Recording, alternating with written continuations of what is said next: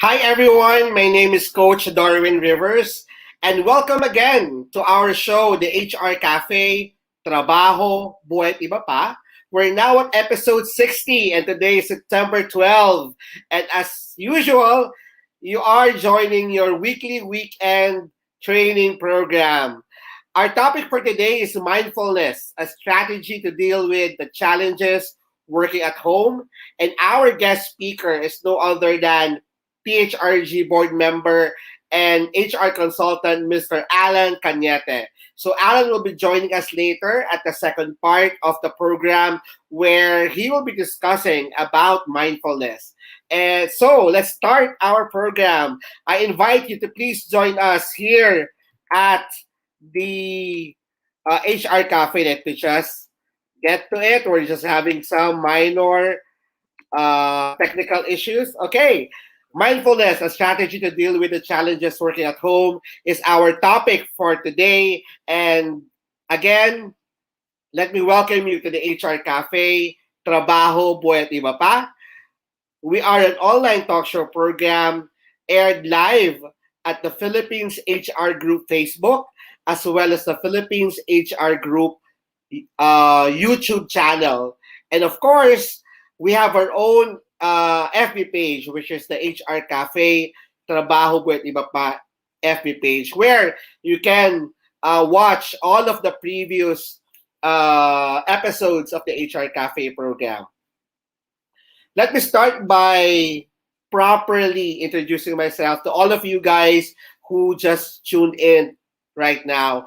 My name is Coach Darwin Rivers. I'm the founder and president of the Philippines HR Group. I'm working as an HR executive in one of the BPOs here in the Philippines. I'm a certified life coach, a public speaker, a motivational speaker, and HR consultant. Part of our HR Cafe servers, unfortunately, we won't who they won't be able to join us for today's episode is Mentor John Bernard Ordonez Caasi and Mentor Ronaldel Ferentino, but we will see them in the next episodes of the HR Cafe. So, of course, with me at this episode is no other than Mentor Tina Coan. Mentor Tina Coan is an operations and HR leader with a broad local and overseas experience. She's a general manager for a large retail company and well known for her online content and blog, tinainmanila.com. Please say hi, Mentor Tina, to all of our audience. Magandang hapon po sa inyong lahat. Welcome again to the HR Cafe. Our topic today is very relevant. It's all about mindfulness. So I'd like to welcome you to open your hearts, ears, mind, and body so that we can absorb what is being taught today. For everybody else, please say hi on the chat box so we can give you a shout out. Once again, your name, where you are in the Philippines or beyond, and sana naman where you are also working so we can actually say hi. Okay, thank you very much for that, Mentor Tina. So again, we welcome you to enter the HR Cafe. Here at our program, we provide timely news and updates. We impart knowledge and experience that are value adding and beneficial to you, our audience. We discuss problems, issues, and challenges, and also try to provide answers and resolutions with the help of our guest resource. We discuss new technologies, tools, and processes, as well as industry's best practice. If you have any job opening, please message us and we will be happy to announce them. We are a virtual job board and we will be happy to announce any job related announcements from your company or your organizations for free. We also would like to bridge understanding between employers and employees and provide inspiration and motivation to all of you guys who are watching us, and of course, in general, the Filipino HR community. Now, let's start with our wow quote for the week. Our wow quote for the week is coming from Jack Cornfield. According to Jack Cornfield, everything that has a beginning has an ending. So make your peace with that, and all will be well. Let me just repeat that. According to Jack Cornfield, everything that has a beginning has an ending. So make your peace with that, and all will be well. What is your take on this, Mentor Tina? I was telling Coach Darwin a while ago that I find this week's wow quote of the week to be very deep. Okay.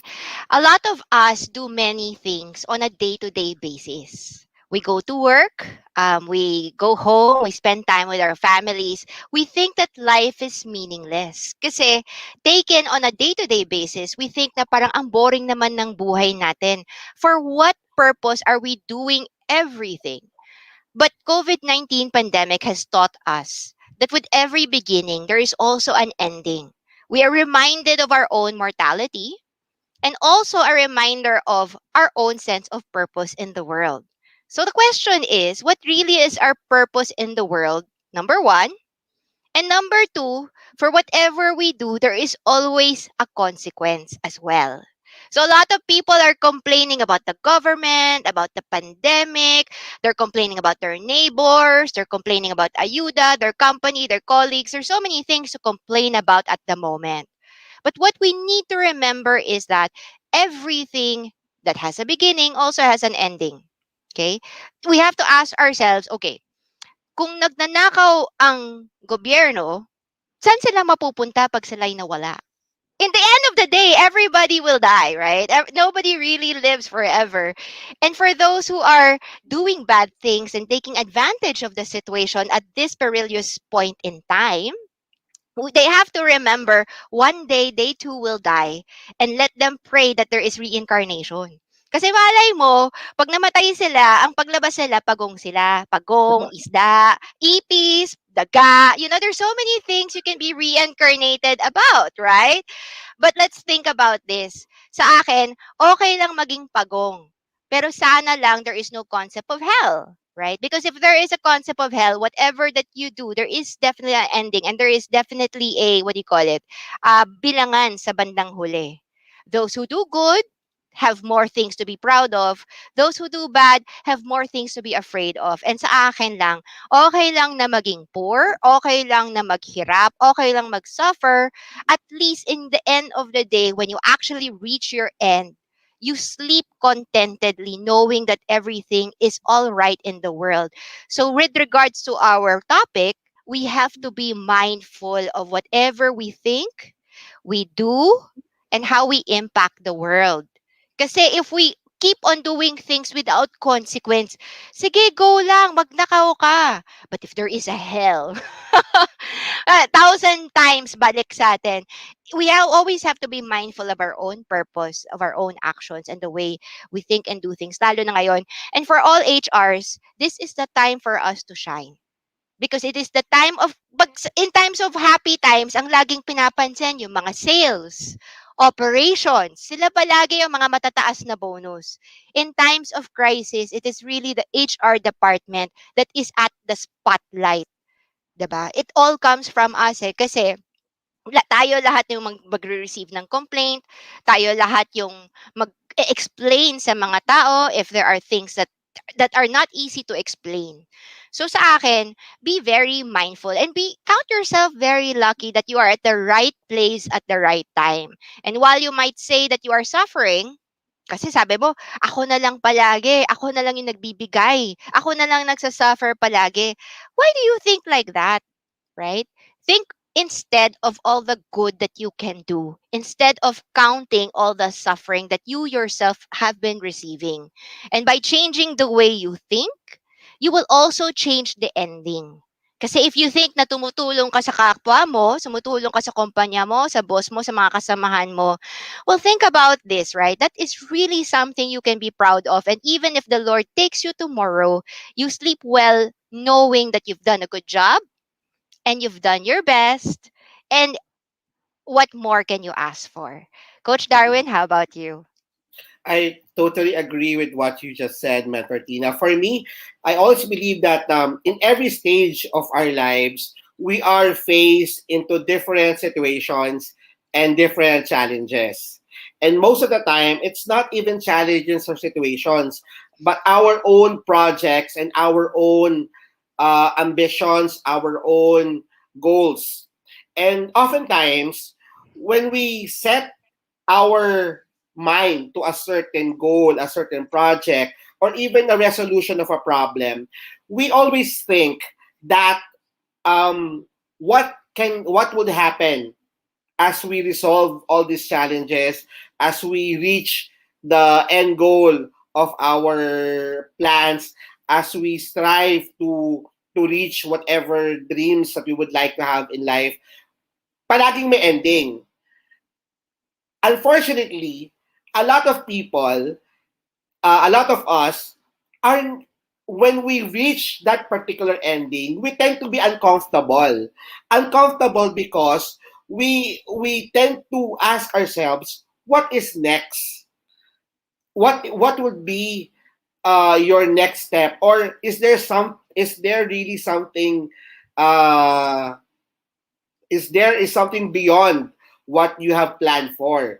I'll give you a perfect example, right? For example, in our lives, we have different types of relationships, friends, your loved ones, or your partners, your colleagues in the industry, or your workmates. Along the way, di ba?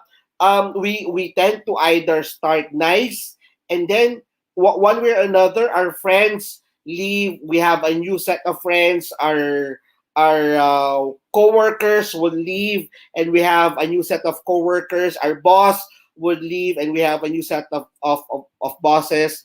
And even in our own personal lives, even relationships starts and ends. A lot of people are not able to really adjust to the fact that everything has an ending. Now, that ending would always depends on your choice. Will it have a happy ending, or will it have a sad ending? For me personally, I don't believe in sad endings. I also believe that sad endings are really life lessons that we need to learn from. So ask yourself, whenever you are in a situation where you feel that something is ending in your life, ask yourself, did all my best to have a very happy ending for this particular situation, or what lesson should I be learning as this relationship, as this career, as this friendship is over? 'Di ba? So that's for me for our wow quote for the week. How about you guys who are listening to us? What's your take on this wow quote for the week? How does this particular quote resonates to you? Please share it to us.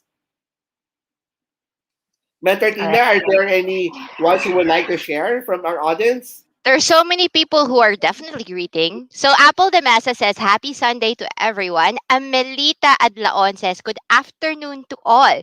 Mega Estro says, Good afternoon. Sharon Oliveros from Bacoor, Cavite. O, di ba? Loveline Guevara, Pasis Bautista. Happy Sunday, everyone. Welcome and watching from Naga City, Bicol.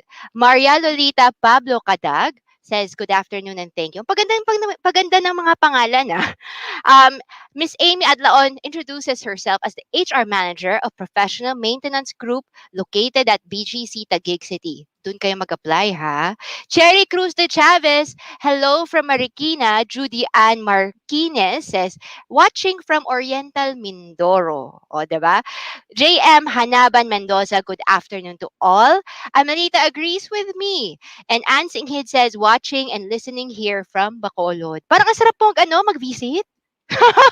Hindi ka makalipad right now, even though Cebu Pacific does have that. Ano yun, yung pay now, fly later promo. But listening and reading all the names where our readers are from, parang ang sarap mag-travel talaga. All Correct. around the Philippines. Hindi na kailangan mag-foreign travel. Kenneth Valera Martinez says, Good afternoon from Davao. Oh, land of the sweet durian. Maraming salamat po from Luzon, Visayas, and Mindanao. Please continue to watch us here at the HR Cafe. This is your program, and this is your weekend habit. Now let's go to our HR questions for the week. And I hope that you can please participate and also answer this particular question. Can Mm. employee demand for a cash advance or loan from his or her company? Let me just repeat that.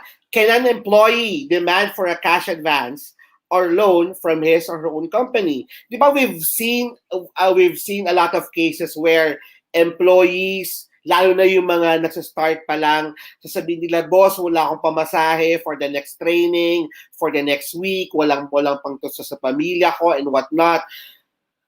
Can they ask for cash advance, or can they ask for a company loan if in ever they are put into a situation where they are in financial dire need of assistance? What's your take on this? Please share it to Ah, us. can they demand yes or no? Sige nga, yung mga watchers natin, yes or no muna. Can employees demand for a cash advance or loan from his company? Coach Dar, sa inyo ba marami ba ng utang?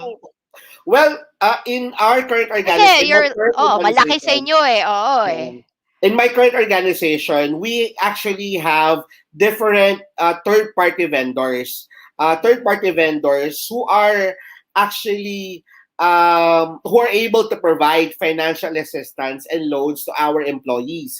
Kasi di ba alam naman natin na um, we can do two things. First is we can do three things. First is we can ask the employee to make use of the different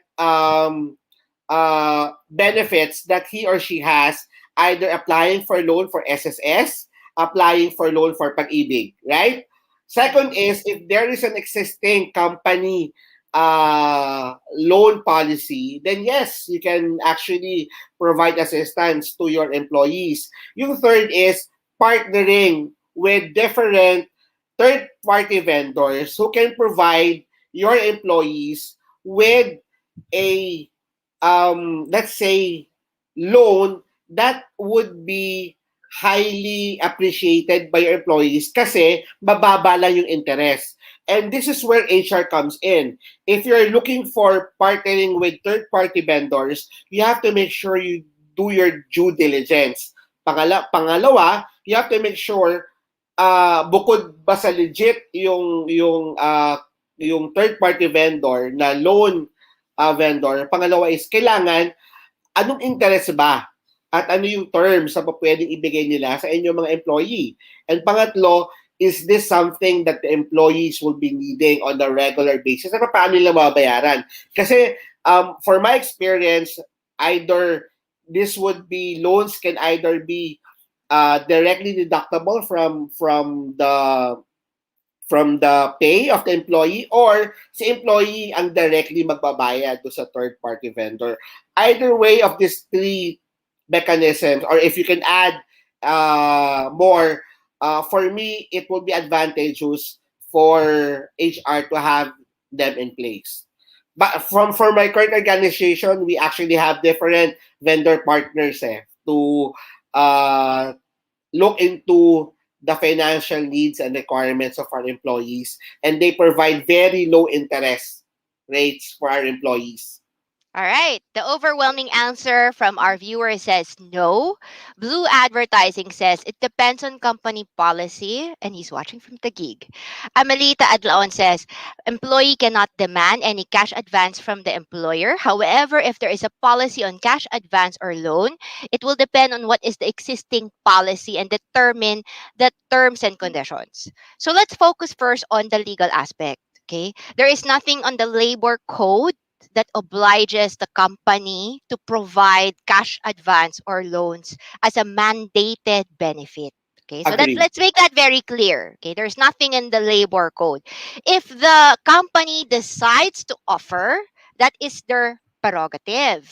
Hence, if you avail of it, it is voluntary and should follow company policy. So now, given that, diba, usually naman, there's just education, there's just payment for bahay, or pero ngayon kasi pandemya and people's work has been radically reduced in salary din nila. So there is a need talaga for cash advance. Um, the answer is, well, you have to follow the company policy. If the company says it's only 1 month of your pay, then you can definitely advance up until 1 month of pay, but you cannot demand. Sa akin, sa mga employees who want cash advance, the best way is to actually makiusap. Makiusap. Okay? There's many ways for us na makiusap. You can cry, you can gawa ng storya. There's so many other ways. But once you start demanding, usually the company answer is already no. O yan na, tip yun ha. Once you start demanding from your HR or from management certain benefits that you think you are entitled to, lalo na if it is not mandated by law, chances are the answer is no. Kasi everything that is given is company grasya. It's extra. It's not mandated. Hence follows company rules and regulations.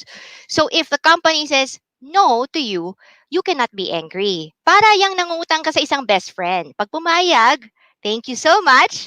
Pero pag hindi pumayag, wag naman tayo magalit kasi hindi naman kailangan tayo pautangin ng ating best friend kung talagang ginigipit siya or just because ayaw ng asawa niya, hindi siya pwede mangutang. Okay? So sabi ni Maria Lolita Pablo Cadag, if the word uses demand, for me, definitely a no. But if the policy is silent about it, the employee can inquire and approach the HR for humanitarian purposes.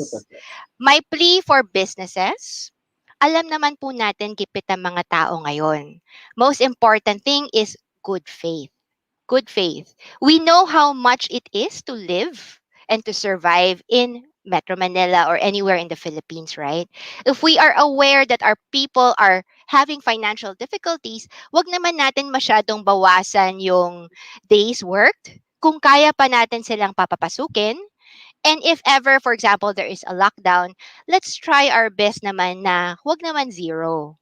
Give them something, right? Even if it's just rice, vegetables, any other thing that can help them is truly appreciated. Pero wag naman, these people have served us every day, okay? Pre-pandemic and post-pandemic. And these are the people who help us operate the business. I know gipit ang tao, but kahit na papaano, just a little bit, let's give some sort of assistance. Wag na lang cash advance if we can afford it. Gift na lang. 'Di ba? Kasi as you've mentioned a while ago, there's a wow quote of the week, 'di ba? There is a beginning and there is an end. And let's hope that our ending will always be a happy one. Go, Coach Tar? Yes, I think that's it. For me, we've already laid down it on the table. There's no legal precedent, or there's nothing in the labor code that would Yes.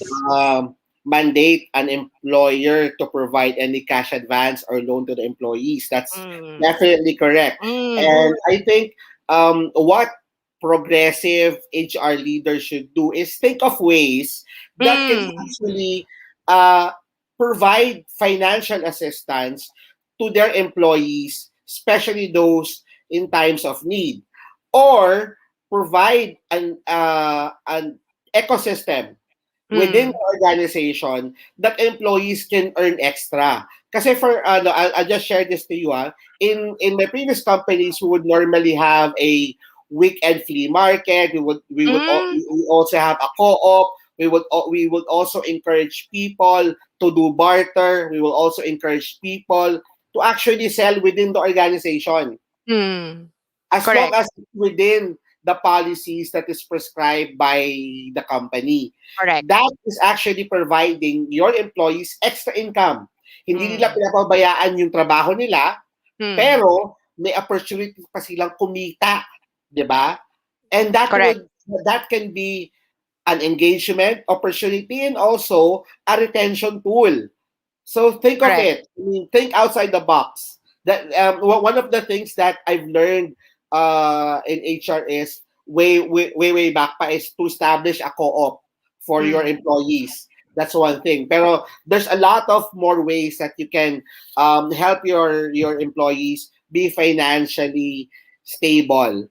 Yes. Aside from giving wealth and financial programs, aside from uh, establishing different partnerships with third-party loan vendors, or providing them with a policy about cash advance or about company loans. Marami pa po pwede niyong gawin. Be creative. That's what I've always tell my team. Mm. So Okay. I think we can move on to our The first part of our program is providing updates to our community.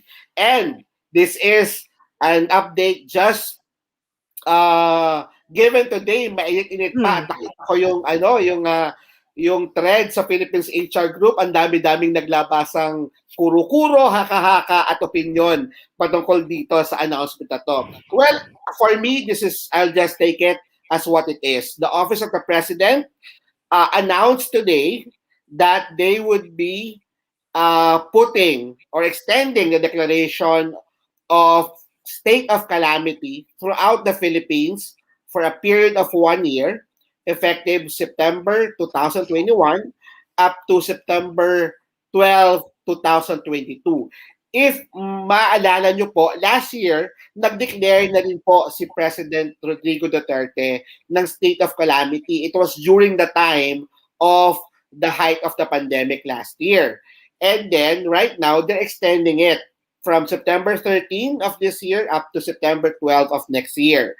So, all government agencies, according to this memo, all government agencies and LGUs are enjoined to continue rendering full assistance to and cooperation with each other and mobilize the necessary resource to undertake critical, urgent, and appropriate disaster response aid and measures in a timely manner to curtail and eliminate the threat of COVID-19. Ibig po sabihin nito, di ba, pag nag-announce po tayo ng state of calamity, ibig sabihin, you can easily make use of calamity loans either with SSS, Pag-ibig, or also if there are existing loans related to calamity na meron ng LGU, you can also avail of that. The law enforcement agencies with and the support from the Armed Forces of the Philippines are hereby directed to continue undertaking all necessary measures to ensure peace and order in affected areas as may be necessary. So within the whole year, our PNP and our AFP will be very active in making sure that the safety and security of our country will be in place. So yun lang po ang ibig sabihin ng memo na to. Although there are a lot of gray areas in terms of suspension ng COA, sa pag-audit ng mga LG at government. Pero ako as an HR person, I just take it as it is. This is an extension of an announcement for a state of calamity. Ibig na sabihin ito, aside from the loans made available to public, ibig na sabihin, yung presyo ng mga bilihin ay pwedeng i-freeze ng government. Okay. Pwede rin kontrolin ng government ang presyo ng lahat ng bilihin, especially ng mga goods and services na kailangan ng mga tao at kailangan ng gobyerno. At pwede rin i-remove ang interest ng mga utang. So that's the latest from the Office of the President. Next update is from the Department of Labor and Employment, from DOLE. According to Secretary Bello, workers, and when we say workers, he is actually addressing to all factory workers and construction workers. According to Secretary Bello, they should also be treated as frontliners. So hindi lang medical frontliners, ang mga construction workers at factory workers, tulad ng mga nasa BPO, should be treated as economic frontliners because they are essential to the economy of our country. Correct. And there are more than 1,000 workers in the sectors who just received their first dose of COVID vaccine from close to 500,000 doses of special allocations for them.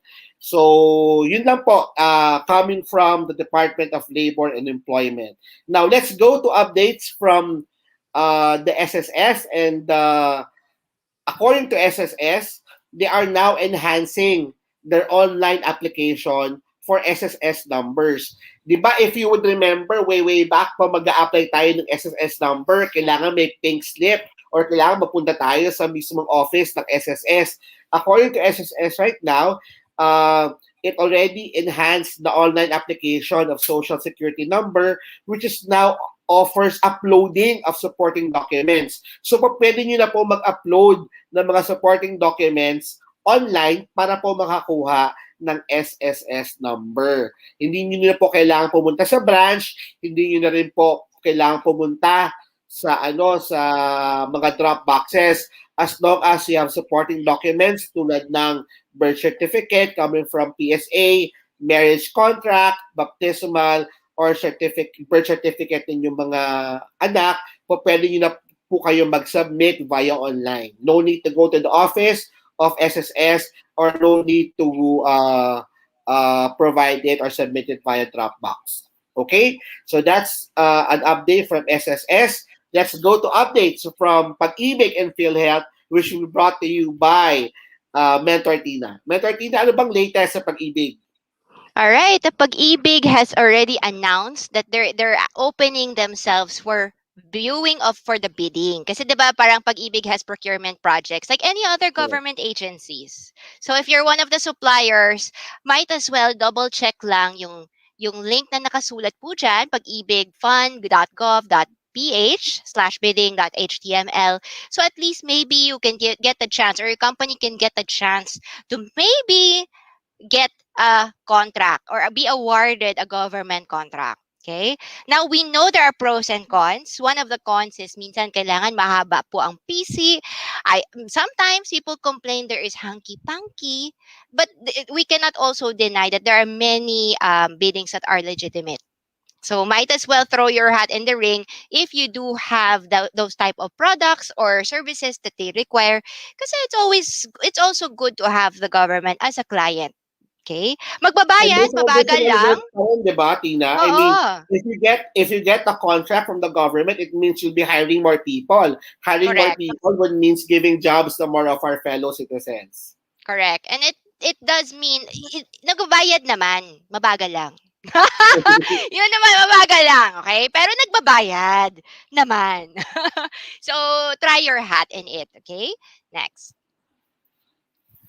Now, ito rin maganda. Pag-ibig Housing Loan Raffle. Open to all Pag-ibig housing loan borrowers. So, if you actually apply for a housing loan via the Pag-ibig Fund, you might win 100,000 on monthly draws. There is also 300,000, half million, or 1 million on the grand draw. Now, if you're asking, naku naman, grabe naman tong gobyerno, may paraffle pa, hindi ba kulang na lang yung pagnanakaw ng gobyerno? Come on naman. We know from our past webinars that the Pag-ibig Fund income has been increasing steadily year on year. The Now, most why? stable agency in the Most Philippines. stable. Hindi siya magbabank. It's not gonna go bankrupt any soon.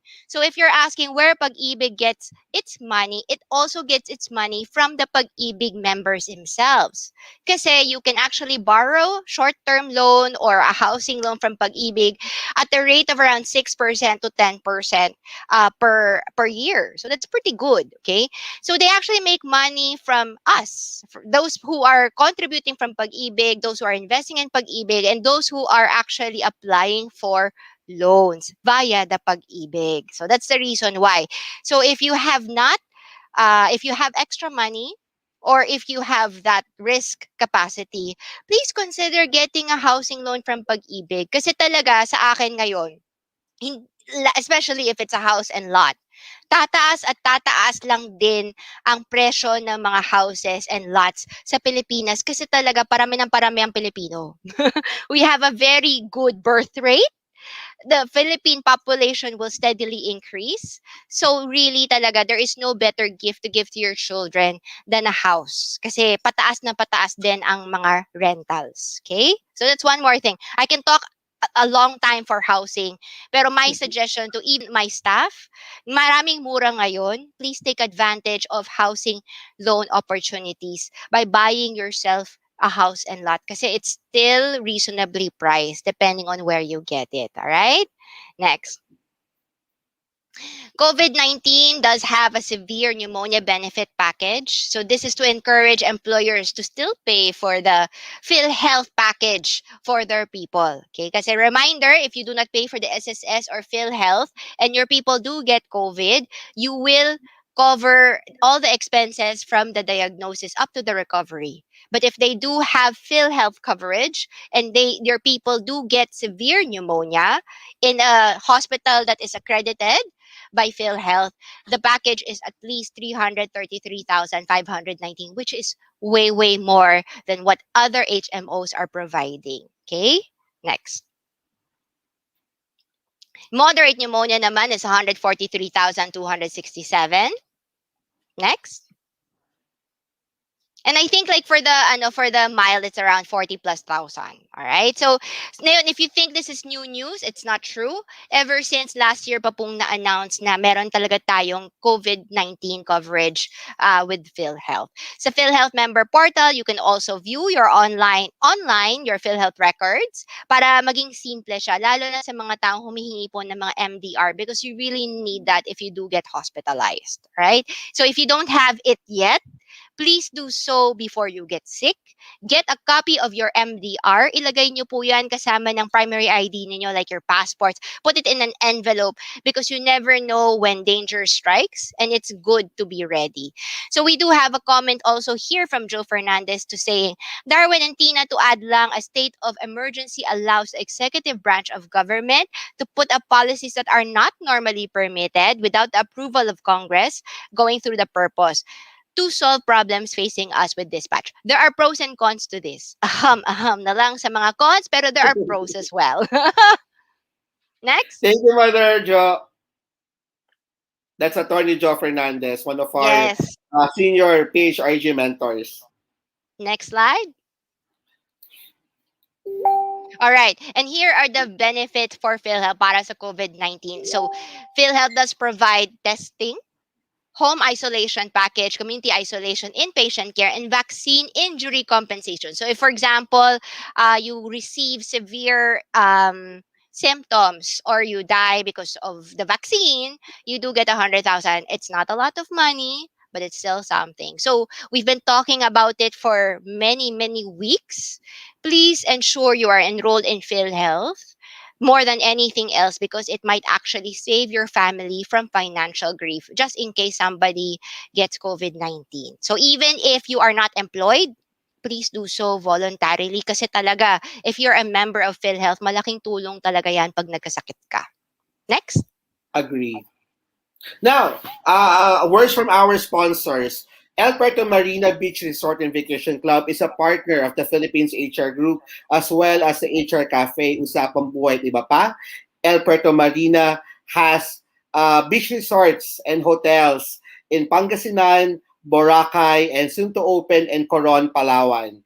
If you are a member of the Philippines HR Group or an avid listener of the HR Cafe Usapang Trabaho, Buhay at Iba Pa, please reach out to El Puerto Marina Beach Resort and Vacation Club FB page. Tell them that you're a member and you will be given exclusive discounts and exclusive rates for PHRG members. Also, with our partnership with People Matters Singapore and People Matters India, we all members of the Philippines HR Group are given 25% off on the BNext program, which is actually a virtual HR certification program from People Matters. All members of the Philippines HR Group gets 25% off, and there are different certification programs like virtual recruitment and onboarding, virtual performance management, reimagining employee experience, and a lot more. There are a lot of Fortune 500 companies in the world and in Asia Pacific was already joined the BNext program of People Matters. So if you're looking for a virtual certification program, please reach out to People Matters. And again, tell them that you are a member of the Philippines HR Group to get those exclusive discounts. Now, People Force is a cloud-based HRIM system or HR management system that offers people recruit, people pulse, people HR, people perform, and people time to all companies. This is really more of a cloud-based HR management system that will take care of your recruitment, your performance management, your people engagement, your timekeeping and payroll, and also any project management activities in your organization. Now, to get a 14 days free trial for People Force, please reach out to People Force HRM in Facebook. Again, People Force HRM in Facebook. Tell them that you're a member of the Philippines HR group and that you've heard the offering here at the HR Cafe, and you will be entitled to a 14-day free trial. If you have any questions, though, we highly encourage you to post it at the Philippines HR Group FB page. And also, if you're not yet a member, the Philippines HR Group is, of course, in Facebook, and we also have a growing community in LinkedIn. Just look for Philippines HR Group.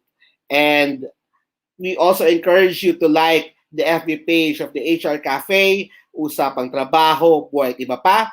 If you would like to be a sponsor of our weekly program, please send us an email at darwinrivers@yahoo.com, or feel free to message any of our cafe mentors. We have Mentor Tina, Mentor Rona, Mentor Burns, and of course, yours truly, Coach Darwin. Now, we are on the second part of our episode program of the HR Cafe Usapang Trabaho, Buhay, Iba Pa. As mentioned earlier, our guest speaker for today is no other than Mr. Allan Cañete. And you know what? Allan Cañete is, let me just give you a short introduction about him. I've known Allan for more than a decade now. We've been in different HR circles, and we've been together in different HR organizations. And he is one of the people who joined me in the founding of the Philippines HR Group about 7 years ago.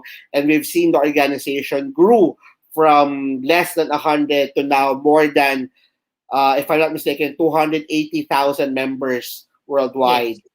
And Allan Cañete is known in the industry as an HR consultant and a training and trainer that is focused on organizational development.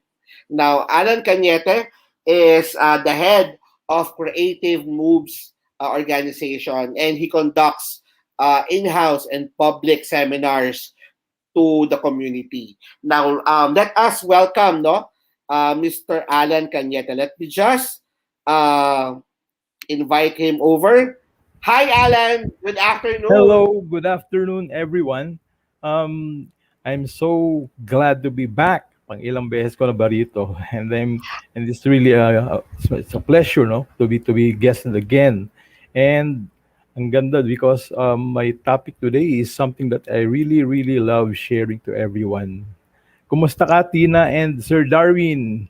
I was We're gonna good. We're say nga good. that I've always looked forward to you presenting kasi you have different programs for newbies, for mid HR managers, and for those who are already high up HR leaders, right? With regards to Mhm. your business outsourcing, you have developed a program to train different levels of people in an organization on how to do their jobs better. Correct, Sir Yes, Alan? Tsaka yes, supervision pa, right? It's not just yes. foundation, it's also on Pag supervision. Can you tell us kapag more about that? executives, if I'm dealing with executives, most of their needs are on strategic planning Correct, and yes. business planning, corporate business planning. Pag managers, mga senior managers, usually, siyempre mga strategic directions of their department.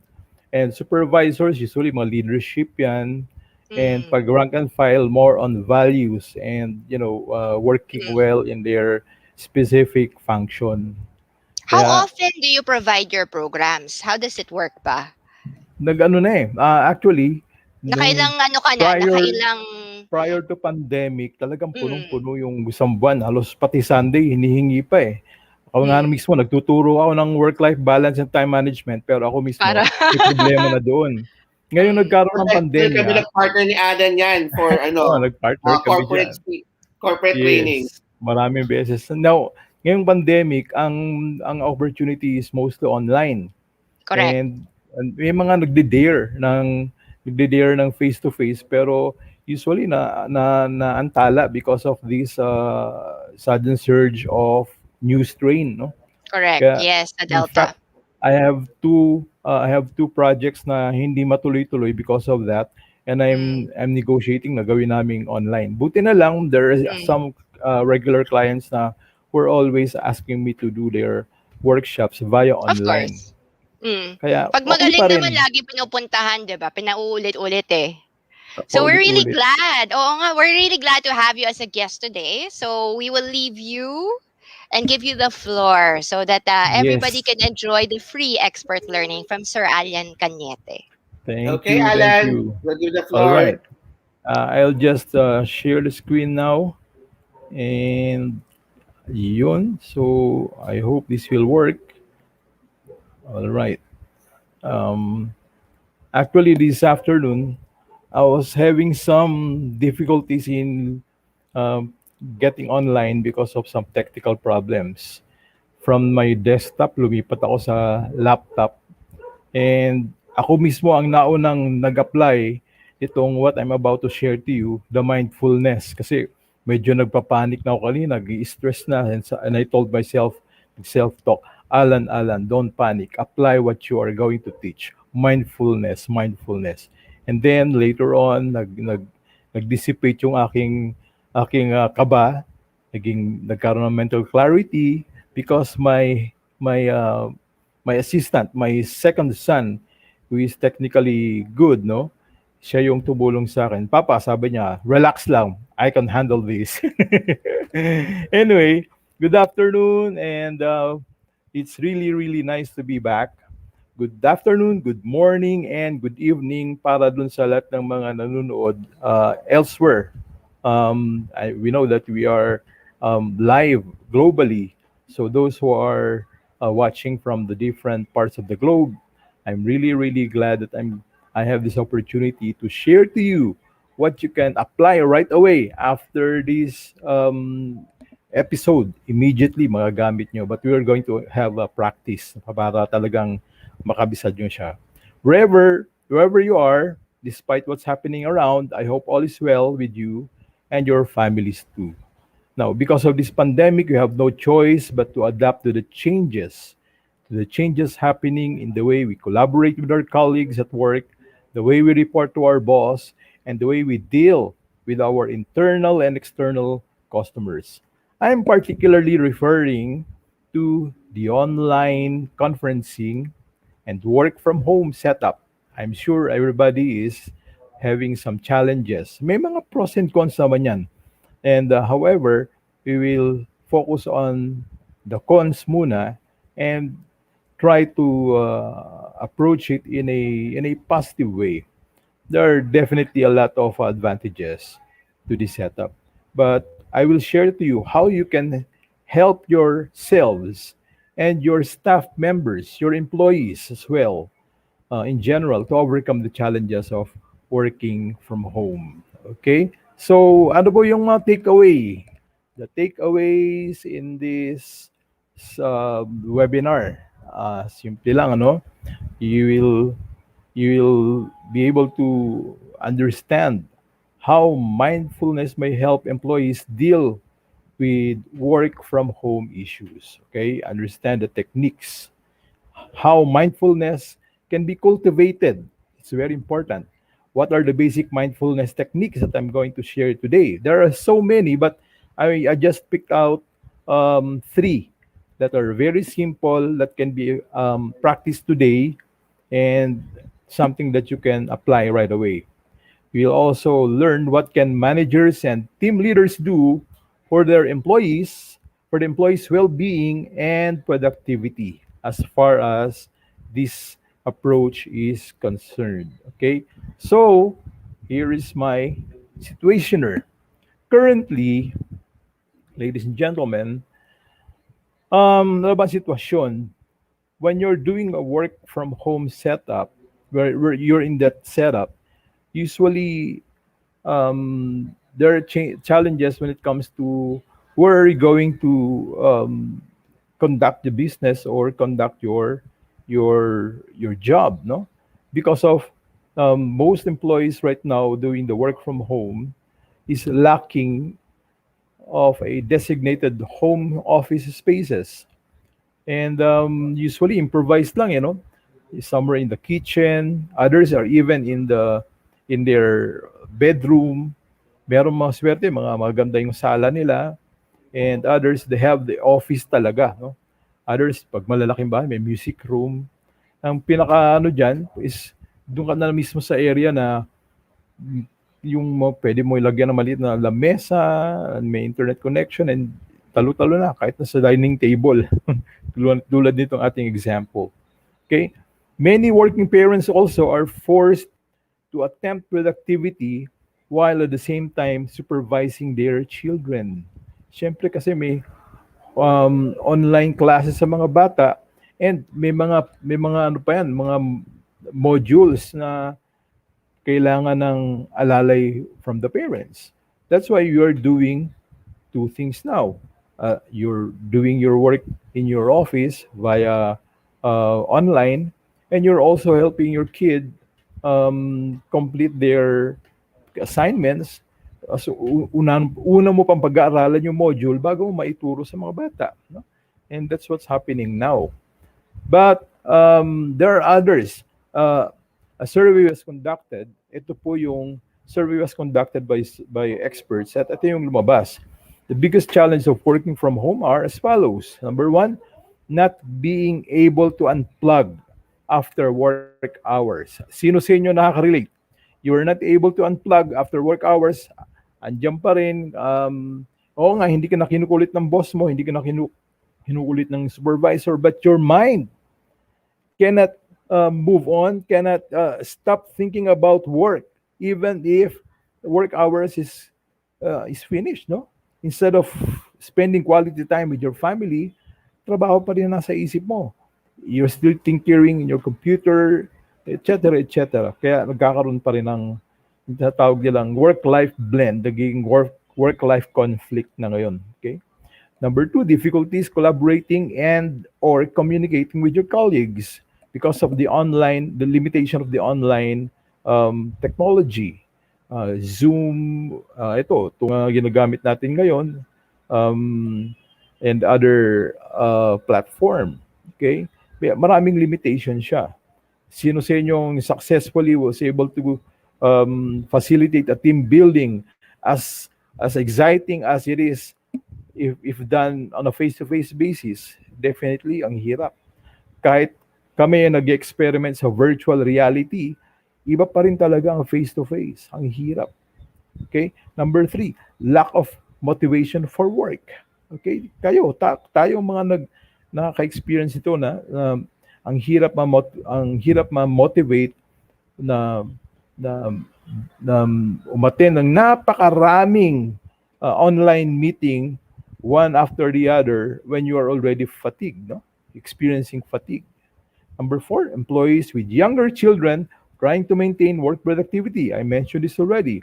Number five, unsuitable work space at home. I mentioned that already. Number six, online student learning has forced many parents to become full-time caretakers and tutors to their children. O, sino sa inyo nakaka-relate? Taas-taas na kamay, kaway-kaway dyan.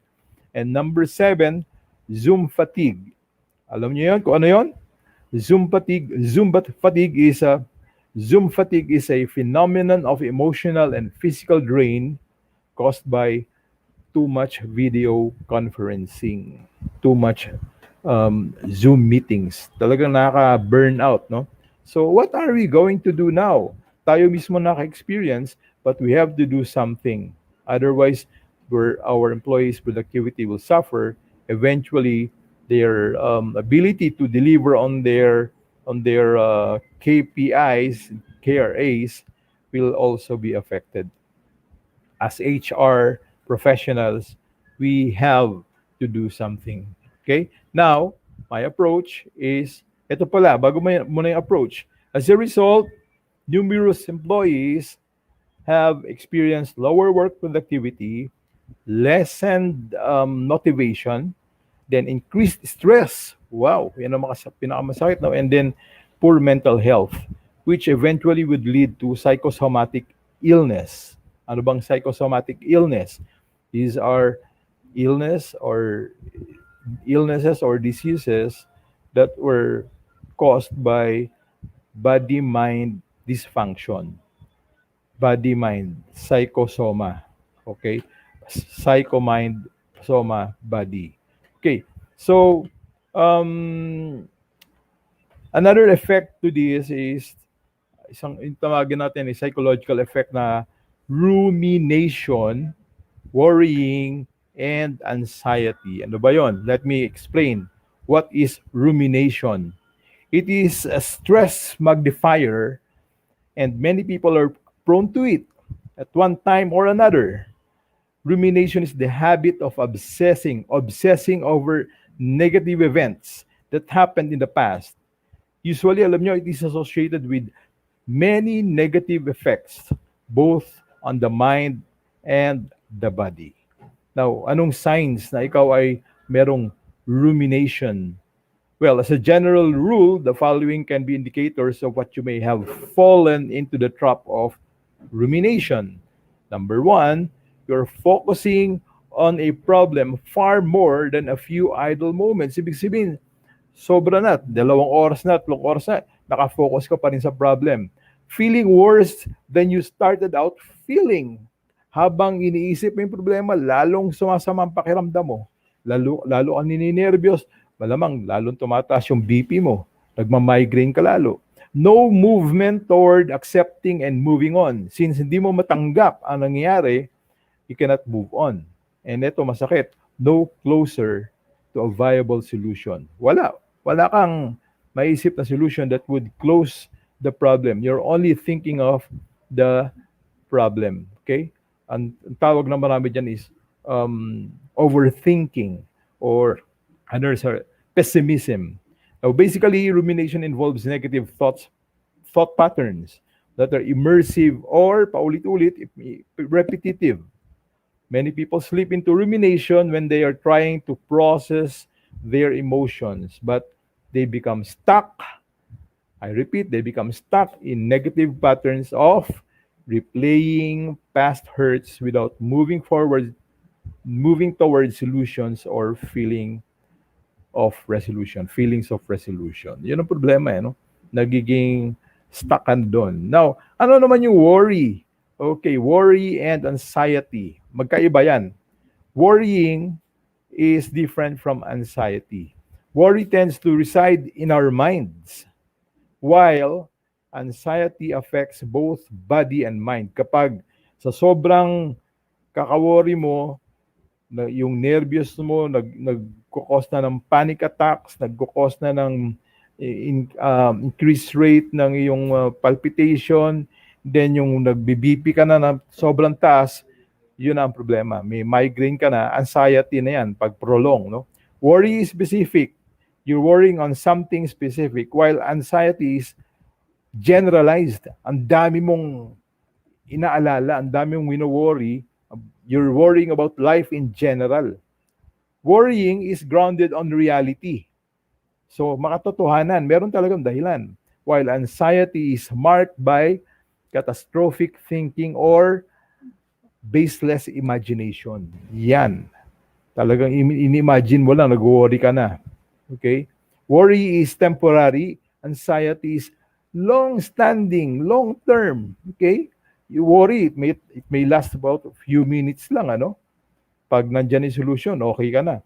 But anxiety, tuloy-tuloy. Tulog ka, kinabukasan, ayun pa rin yung worry mo, yung you're anxious about. Makalipas ng 3 days, 1 week, ganun pa rin. Now, worry doesn't impair function. Anxiety impair function. Hindi ka makakain, hindi ka makatulog, hindi ka makausap, hindi ka makapagtrabaho. Both are focused on the future. If rumination is about the past, your what do you call that? You have feelings of remorse or guilt of the past. For example, worrying is future. You're worrying about something in the future. Okay? So, now ano ngayon pwedeng gawin natin mga managers and supervisors? How can we help our employees who are affected by all of these problems na nagiging effect ay nagro-ruminate na sila o kaya yung nagwo-worry or nagkakaroon na ng anxiety attacks. Ito ang pwede nyo gawin. Maintain, explore, prevent, and protect. You maintain productivity while at the same time protecting employees' mental health.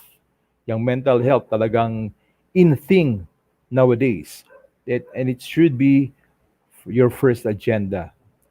Second, you explore ways to help workers deal effectively with the pandemic challenges. Medyo malawak yan, but there are things that we can do. Number three, we prevent employee burnout, which can be a long-term risk of the current pandemic. And number four, we protect employees' well-being to enhance organizational performance via increased health, reduced absenteeism, and reduced turnover. Ba, ang ganda nitong apat na to. But how are we going to do this? There are a lot of strategies that can be done. But my approach, the approach that I am suggesting and proposing to everyone is um, non-conventional. One approach that may help employees going through the challenges associated with working from home is mindfulness.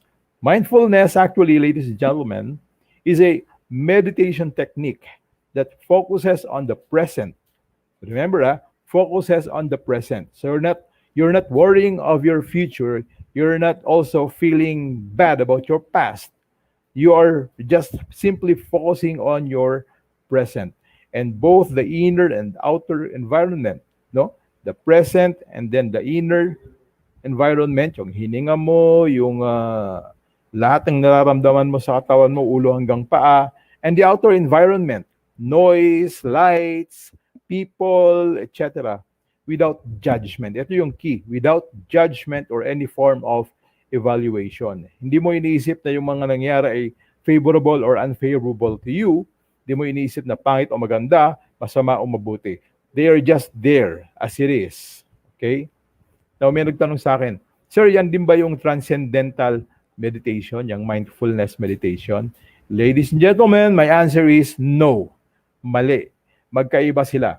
Ang transcendental meditation and other forms of meditation focuses on a single object. It may be a sound like or a prayer or a chant, or it can also be something that you imagine or visualize while closing your eyes. So, transcendental meditation is inner focus, and it may also be about uh, the future, what you want to be in the future via visualization. It may also be about your spirituality. In mindfulness, there is no spirituality involved. You are just focusing on the present, the nowness of the present. Okay? Yung pagkangayon ng present.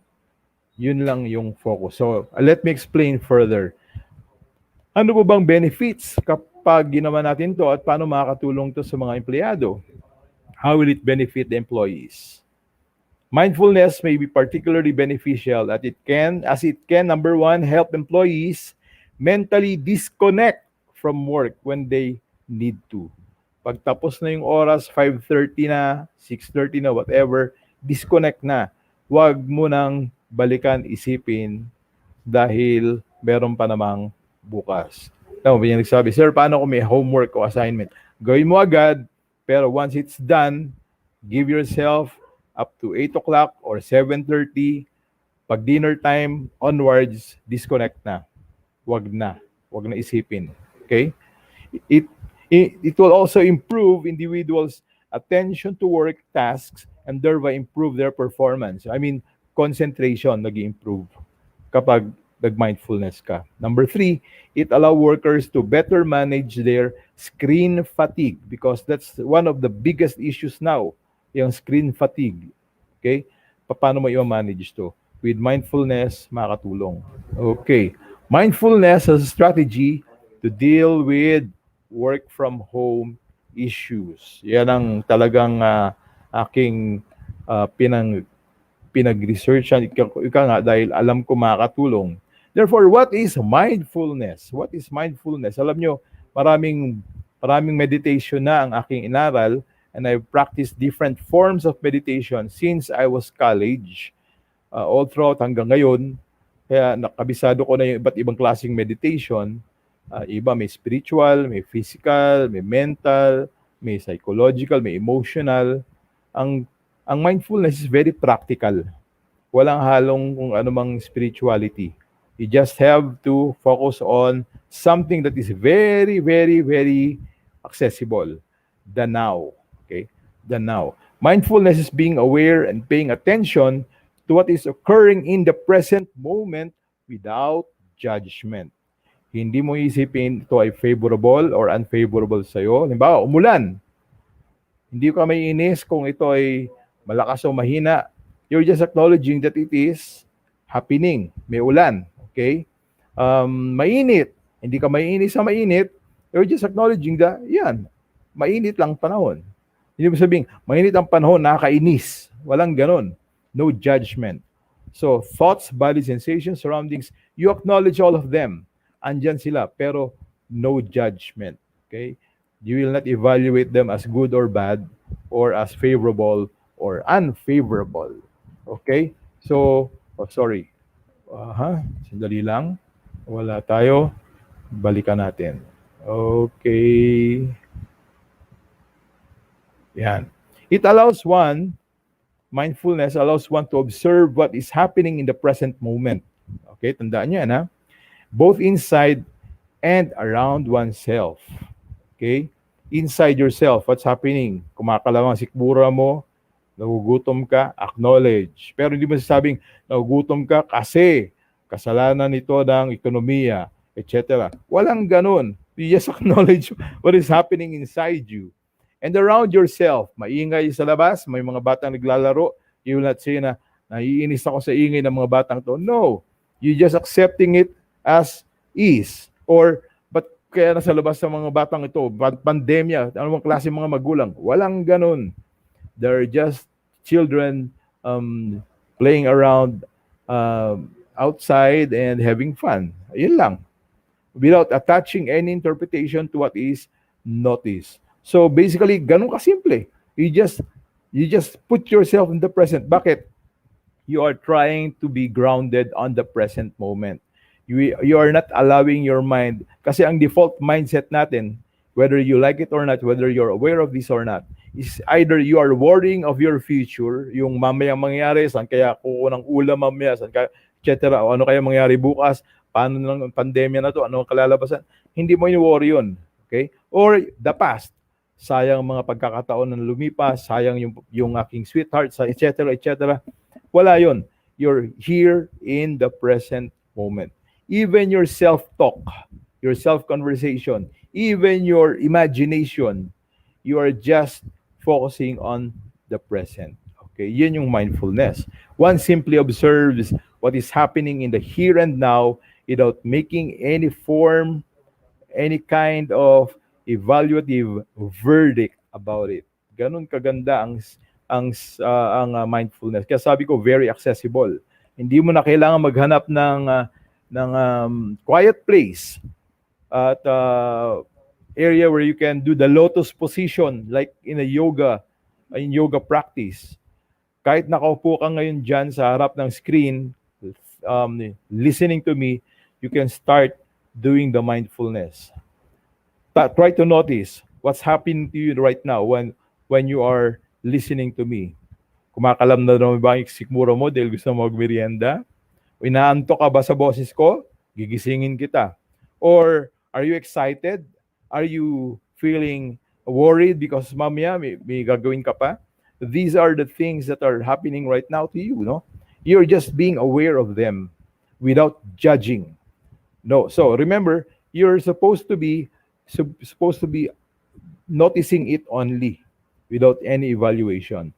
Now, what's the purpose of mindfulness? Therefore, the purpose is to anchor one's attention to the present moment and to become aware of one's inner experiences and to practice non-judgment. I repeat, to practice non-judgment. judgment. Bakit? To avoid rumination, yung overthinking, and to avoid worrying or anxiety. Therefore, you can focus more on what's at hand at the moment. Okay? Yun ang kagandahan nitong uh, mindfulness. Yeah. Let me read that for you. To anchor one's attention to the present moment, to become aware of one's inner experiences, and to practice non judgment, and basically to avoid rumination and worrying and anxiety. Okay? Maiwasan. Makapag-focus ka ng gusto. May concentration na mangyari. Okay. Now, the key to being mindful is, okay, the key to being mindful, oops, sandali, mukhang may nalagpas akong, ayun. The result of mindfulness is increased capacity for objectivity. Yan. Kasi kadalasan ng mga problema natin sa corporate world is when you are making decisions based on subjective judgment. With mindfulness, it can be avoided because you are forced to be objective of what you are trying to evaluate if you're at work, no? Increased capacity for objectivity in relation to your internal and external experiences. Why? Because mindfulness allows you to disidentify, disassociate from your thoughts and emotions and simply observe them instead. Masasabi mo, I am not this person feeling bad. This is just an emotion inside, and it's just a reaction to the thing that I'm observing now.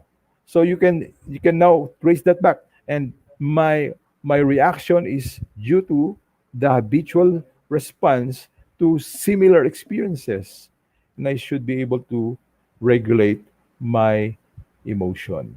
Doon magkakaroon ka na ng, kumbaga kung galit ka, magkakaroon ka ng handle sa iyong emotion, anger management. Example. Okay? So, the key to being mindful, therefore, is be attentive, be attentive to and be aware of what is occurring in the here and now. Here and now. No event, emotion, no thought, no sensation, no anything, even noise is considered a distraction. They're just events happening inside or outside that you have to notice. Mahirap, ano? Parang ang hirap. We are habitually reacting to a lot of stimuli around us. And it's so hard not to react when you read something bad in the newspaper or Facebook posts of someone, or somebody made a bad comment about your posts. And here, china-challenge ka. How can you stay objective? How can you stay non-judgmental? Meron technique. And I'll tell you the technique later on. Because all events for a mindful person or person practicing mindfulness, all events are simply noted as they arise. Simply noted as they arise. Okay. So you simply observe, that's one of the key. Observe, experience all physical and mental events simply as they are. Okay? And no reflection upon experiences. Hindi mo babalikan, ay, kapareho to na nangyari sa akin 3 years ago. Walang ganun. Kung ano lang yung nangyari yan, as is. Okay? No judging of experiences as good or bad. Okay? You are there to just notice it. Unless if you are engaged in an activity that requires you to reflect, to think of a similar event in the past. Like in my exercises training, like kasama yan eh. I always ask my participants, what similar event in the past can you cite as an example related to our concept? Kapag ganun, okay. Pero when you're alone and it's not needed to do that, to avoid rumination and to avoid anxiety and worrying if you're looking at the future, be mindful of the here and now. Okay? Here and now. So you pay attention, okay, you observe, be aware of your inner workings, inner reaction. Don't judge yourself. Okay? Don't reflect. Just notice as is. Ganun lang siya. Then ask yourself the following questions. What is happening right now inside me? For example, right now you're listening to me. Ask yourself, what is happening right now to me as I listen to Coach Allan? What am I feeling in my body right now as I'm listening to this episode of HR Cafe? I feel like I feel like sleeping or I feel like going to the CR or I feel medyo ngawit na ako, gusto kong tumayo. What is happening right now in my environment? Okay? Notice what's happening now, right now in your environment. Sa akin dito, makulimlim at malamig ang panahon. Nakatutok sa akin ng electric fan. Mamaya, papapatay ko, giniginaw na ako.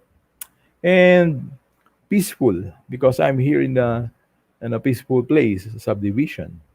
Something like, well, from time to time, may ambient noise that are controllable.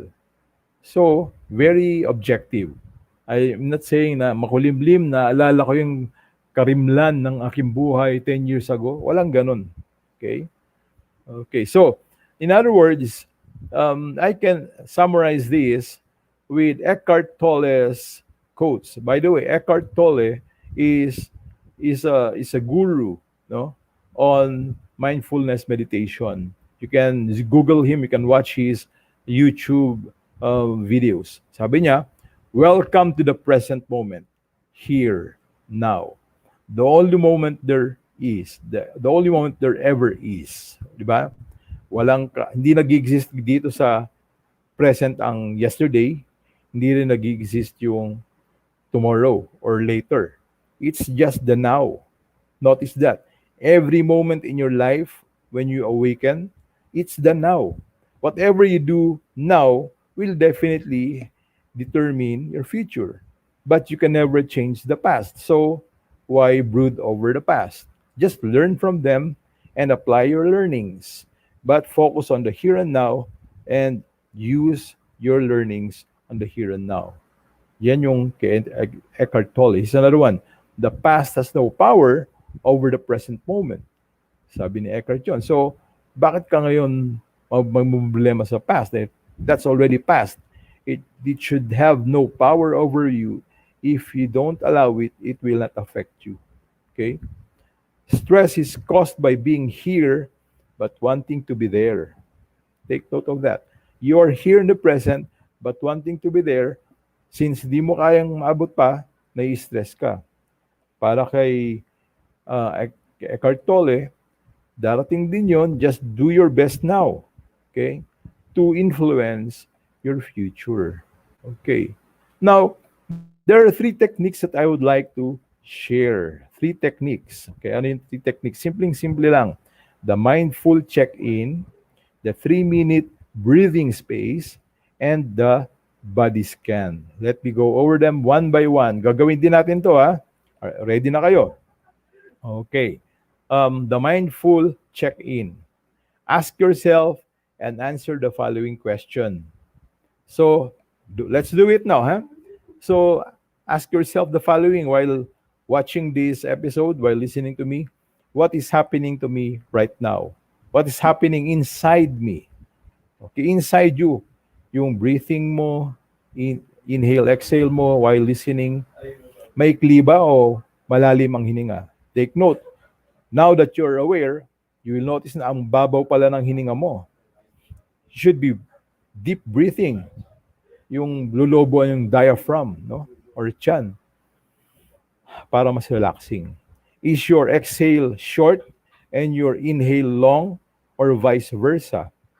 Tip, para magkaroon ng calming effect, your inhale should be short pero full lungs ang malalamanan ng hangin. And your exhale should be long. Ang rule ko nga dyan is 3 counts inhale, 6 counts exhale. Okay? Which should be happening right now. Okay? Mamaya, meron tayong breathing. What am I feeling in my body right now? Okay? Anong nararamdaman mo? May nangangati ba? Nangangawit ba yung mga buttocks? Um, Nagkukuyakoy ka ba? Okay. What is happening right now in my environment? Okay. Balikan ko lang yung number 2. May hangover ka pa ba sa ball jack ng iyong boss kahapon hanggang ngayon? Do you still feel that in your body? Like parang kang upset, nagkaroon ng upset stomach. Okay? Um, may headache ka ba hanggang ngayon? Okay? Or sinisipon-sipon ka ba? Baka may symptom ka na, no?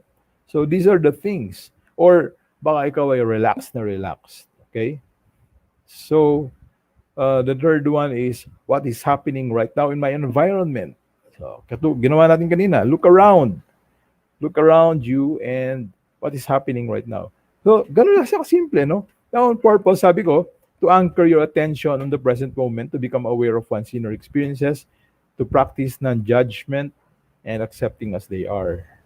Now, ito namang 3-minute breathing space. Itong gawin natin. Step 1, ask yourself, what thoughts are going through my mind? Thoughts na to, no? Usually, your thoughts, they are tricky. Sometimes, they can be elusive. Sometimes, magiging aware ka dyan, pero bihira. Bihira tayo naging aware of what's happening in our mind. Kasi, we're always engaged in self-talk, and you're not aware of that too. But the moment that I mentioned self-talk, look, you may be talking to yourself now that you're listening. You may be arguing with me in your mind. You may be agreeing with me in your mind. Or you may be reflecting of something similar that happened in the past. Or you may be excited of applying what you're learning now. No? What's happening in your mind? And what feelings are there? Are you excited? Are you disappointed because you're waiting for something and hindi nangyari? So also what body sensations are there right now? So that's what you do when you are doing mindfulness. Just being conscious, aware of your thoughts, feelings, and body sensation. That's step number 1. Number 2, direct your attention to your physical sensation of the breath. Yung hininga mo, no? Use the focus on your breath. Use the focus on your breath to anchor yourself in the present moment. Okay. So breathe in, breathe out. Inhale, exhale. Because it is regulated, okay lang, no? Pero when you do it naturally, you will notice na magkaiba yung length, no? Baka mas mahaba yung inhale, mas maikli yung exhale. Or vice versa. Or in other people, parehong maikli. Pag ganyan, hinihingal ka, that will increase your heart palpitation. If you want to calm down, you lengthen your exhale, but you inhale with your lungs filled with air in full capacity. Something like that, repetitively. And when you do that for about 10 times or more, you get calmer and calmer and calmer. When I was about to feel panic kanina dahil di pa rin ako naka-online, di pa rin maka-connect dito sa platform na to, 10 minutes na lang, and my son said, "Pa, relax." Oo nga, I've been doing that. Sige, anak, gawin mo yan. And I started to breathe in and breathe out. The calming effect suddenly began to happen. Longer exhale, shorter inhale with full lung capacity. Scientifically proven yan. And it's an age-old technique done by the yogis in India and practitioners of meditation in China. Okay? Step 3, in addition to the sensation of the breath, now expand your awareness to your body as a whole. So, i-transfer mo na yung awareness mo or attention to your body as a whole, to your posture, your facial expression. Tingnan nyo, ano ba ang facial expression mo ngayon? Ikaw ba'y nakasimangot, neutral, nakangiti? Okay? How about your posture? Are you sitting correctly or relax or nakahiga, whatever? And to any sensations that you are that are associated right now with this uh, with this exercise, no? And then sana tayo? The 3-minute breathing. Ang question now is, what is the purpose? The purpose of 3-minute breathing space is to become aware of one's inner experiences. To become aware of one's inner experiences. That's the thoughts, feelings, body sensations. Then after that, accept them as they are. Accept them as they are. Okay? Ako, ginagawa ko pa dyan, after I achieve the calming effect of this practice, I now begin to transfer my focus on the outside world, on whatever I'm doing. Pwede rin yun. Kasi mas relax ka ngayon habang ginagawa yung bagay na to. Let me go to my last technique, instruction. Okay, sabayan nyo ako ha.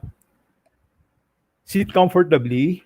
Okay, make sure that there are no distractions, and I mean your body is not in a uncomfortable position. Walang nakaumbok na kung ano ang bagay na nadidistract ang iyong katawan. Okay, dapat relax.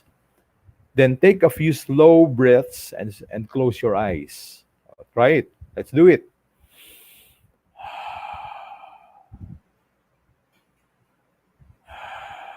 Make sure you're closing your eyes. Continue. Continue breathing in and breathing out. Make sure you are doing the longer exhale and shorter inhale with your entire lungs filled with air. Then use your imagination to envision a band of light. Band of light. Parang flashlight, no, na malaki. Circling the top of your head. Sa ulo mo. Mikot-ikot. Yung band of light na yan. You can imagine, ring of light. Mas maganda. Ring of light. Parang angel or a saint. No? Meron kang auric egg. Yung aura sa ibabaw. Tawagan nila halo. Yan. Circling above your head. Imagine that. Then as we progress this exercise, imagine that the band of light will slowly move down, down to your head, down to your face, down to your neck, down to your body. Okay, covering your entire body. Para kami hula hoop, nasa loob ka, becoming aware of the different physical sensations. Feel the feelings of being around this halo. Is it warm? Is it cold? Feel the feelings of the physical sensation you're feeling beneath the band of light. Now move the band of light slowly from the top of your head to the bottom of your body. Pababa ng pababa. So sa chest part, sa stomach part, sa stomach region, and then sa may pelvic area, down to your buttocks, down to your legs, your knees, your calves, then your heel and toe. Okay? Repeat that, noticing any sensation, any pain, any itches, any tingling effect on the different parts of your body. Okay? And that's your body scan. While doing that, you are noticing what are you feeling at that part. For example, when you reach the throat, nararamdaman mo nangangati ang iyong throat. Konting konting ahem. Baba sa dibdib, nararamdaman mo parang nauubo ka. Iubo mo na yan ng konti. Huwag lang lakasan, baka pagka lang ka may COVID, no? Down to your abdomen area, anong nararamdaman mo? You will feel that medyo kakalam-kalam, parang baka ikaw ay nauubo. Kumukulo, baka merong namumuong carbon dioxide at gusto lumabas. And down, down, down until you reach your puson, pelvic area, your pubic area, your reproductive organ. Now, iihi ka ba? You notice that too. Then down to your legs, baka ikaw nangangalay na, your tuhod, down to your um, feet. That's body scan. Okay? What just happened is this. Ito yung purpose, no? To anchor one's attention to the present moment and to become aware of one's bodily sensation. Okay. That's just a very, very simple exercise. Now, notice na parang parang di ka naman nag-meditate, no? You just took note of what's happening to you. But maybe because you have wrong notion of or limited notion of what is meditation. Kasi ang kala natin, pag meditation, nakaupo ka, nag-aum, o nakikinig sa isang spiritual music, they are just other forms. And this one is the most practical one. Okay? So, now, let's go to some application. Application tayo. Here's a challenging situation. You are not being able to stop thinking about work. Diba? Nagro-ruminate ka o kaya ay nag-anxiety attack ka na.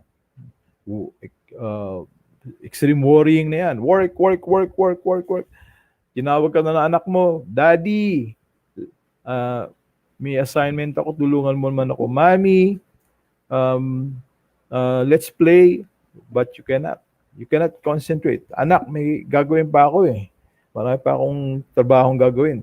Kailangan to ng daddy, kailangan to ng mommy. See? Now, how will you apply mindfulness? Mag-body scan ka muna. Okay, I suggest you do a body scan because by doing a body scan, relax ka muna. Anak, 3 minutes or 5 minutes, magre-relax na muna si daddy, si mommy. After that 5 minutes or 3 minutes, you can now anchor yourself to the present moment, and it will be easier for you to stop thinking about your work issues that is happening or has happened in the past, or worry about work problems that can potentially happen in the future. These techniques allow one to see situations in a more objective manner and become less caught up in repetitive negative thoughts. Mas objective ka ngayon. And pwede mo na ngayong i-detach psychologically yung sarili mo muna for the meantime because now, in the present moment, you are being asked by your child to play with her or him or to work on an assignment, a new challenge, something to pay attention to. That's your present moment. Hindi yung work mo na tapos na. Kanina pa yun eh. Bukas na ulit. Okay? Your present moment now is your quality time that you're going to spend with your family. Something like that. Okay? So, nakakatulong sa inyong work-life balance. Here's another challenging situation. Feeling easily distracted while working. Nagtatrabaho ka, ang daming distraction. Paano? Habang nagtatrabaho, chine-check ang kanyang Facebook status, Facebook wall, kung sino na yung mga sumagot sa kanyang tanong or nag-react or may mga nag-comment. Okay? From time to time, nag-selfie. Sabi, sir, pang-relax ko lang to eh. Okay lang yan. Pero kung nasisira ang iyong concentration because of that distraction, it is not healthy. It is not productive at all. Lalo na, may nag-comment ng negative sa post mo o i-distracted ka ngayon, emotionally agitated, baka nagalit ka pa. Now, sila na ngayon attention mo because you are replying to that comment. Okay? You're replying to that comment and arguing with a person. Or maybe you saw a post about issues concerning COVID-19 vaccine, whatsoever, and don't believe in the person's post, and you are trolling the person by arguing with him online, that's a major distraction. It can even ruin relationships. Okay? So what now? What's happening? Sira ng concentration mo sa work. Okay? So, what is the applicable mindfulness technique? You pay attention to your breath. Just say no. Tell yourself, self-talk ka, no, I should stop this distraction. I should concentrate. But it's so hard to concentrate. I am agitated. Pay attention to your breath. Pinakasimpleng paraan to escape that, okay, that negative reaction. So mag-breathe in, breathe out ka na, and pay attention to the inner world. By anchoring one's attention to the present moment, which is your breath, as well as identifying without judgment the events that are happening in one's surrounding, one will likely become less reactive to. One, you will become less reactive to distractions and less emotionally involved with them. Okay? You become more objective. Nakalma mo yung sarili mo eh. Remember the breathing exercise that can calm you down. And you'll become more objective. There will be more mental clarity because of the oxygen that you're breathing in. Okay? And since you're now grounded at the present moment, you're not imagining what can happen in the next encounter with that person, because you're not reacting anymore. Sabi nga, the only thing that you can control now is your response to the stimuli around you. Okay? So don't react negatively. Something like that. Now, here's another situation. Feeling Zoom or screen fatigue. Sino nakaka-relate? Katulad kanina, ang dami nakaka-relate niyan, ano? Fatigue ka na. Sunod-sunod ba naman yung meeting eh? Okay. At meron ka pang attend ng iba't ibang webinar na hindi ka interesado, but you are obliged to attend. Talagang nakaka-Zoom fatigue yan. Now, what are you going to do? Ito yung techniques. Mindful check-in and 3-minute breathing space. Alam niyo yung mindful breathing in. Mindful check-in. Yung sinabi ko kanina. Ito. Simple lang. Ask yourself the following questions. What is happening right now inside me? What am I feeling in my body right now? And what is happening right now in my environment? Okay. Ganun lang siya. No? So, then 3-minute breathing space. These techniques allow you to become aware of signs of fatigue. Okay? Oops, nangangawit na pala ako. Kanina pa ako, isang posisyon ko lang pala ang ginagawa ko simula pa kanina. I am about 45 minutes already in this position.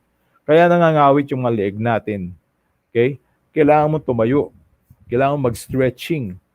These techniques allow one to become aware of signs of fatigue, thereby improving one's ability to self-regulate. Okay? Kaya pala pag dating ng gabi, ang sakit ng mga muscles mo kasi you are not aware, you're unconscious of your posture that have been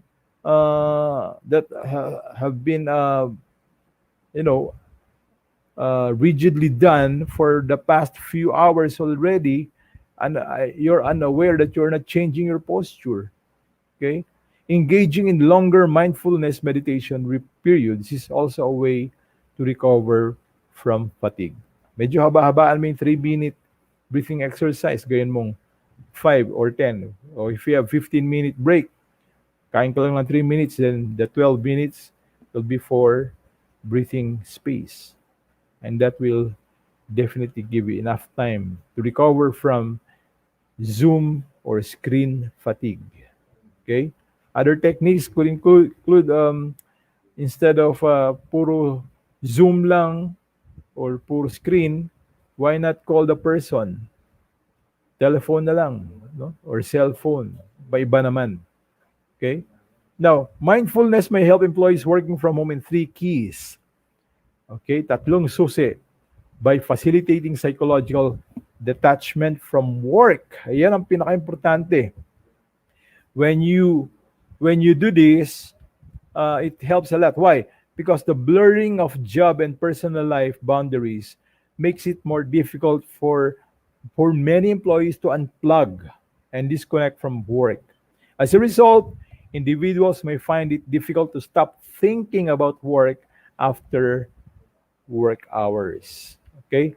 So, kailangan mo talaga mag-disconnect. The ability to switch off mentally from work-related issues during off-job time is known as psychological detachment.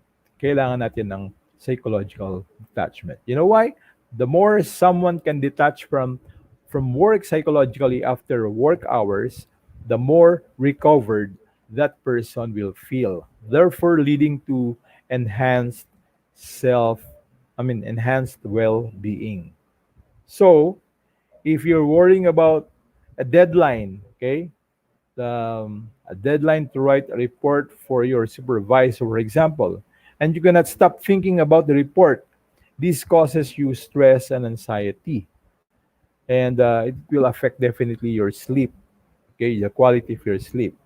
In this situation, you should remember to bring your attention back to the present moment. Huwag ka muna mag-worry. For instance, by engaging in a body scan, no, or mindful check-in, okay, you begin to focus on the present moment.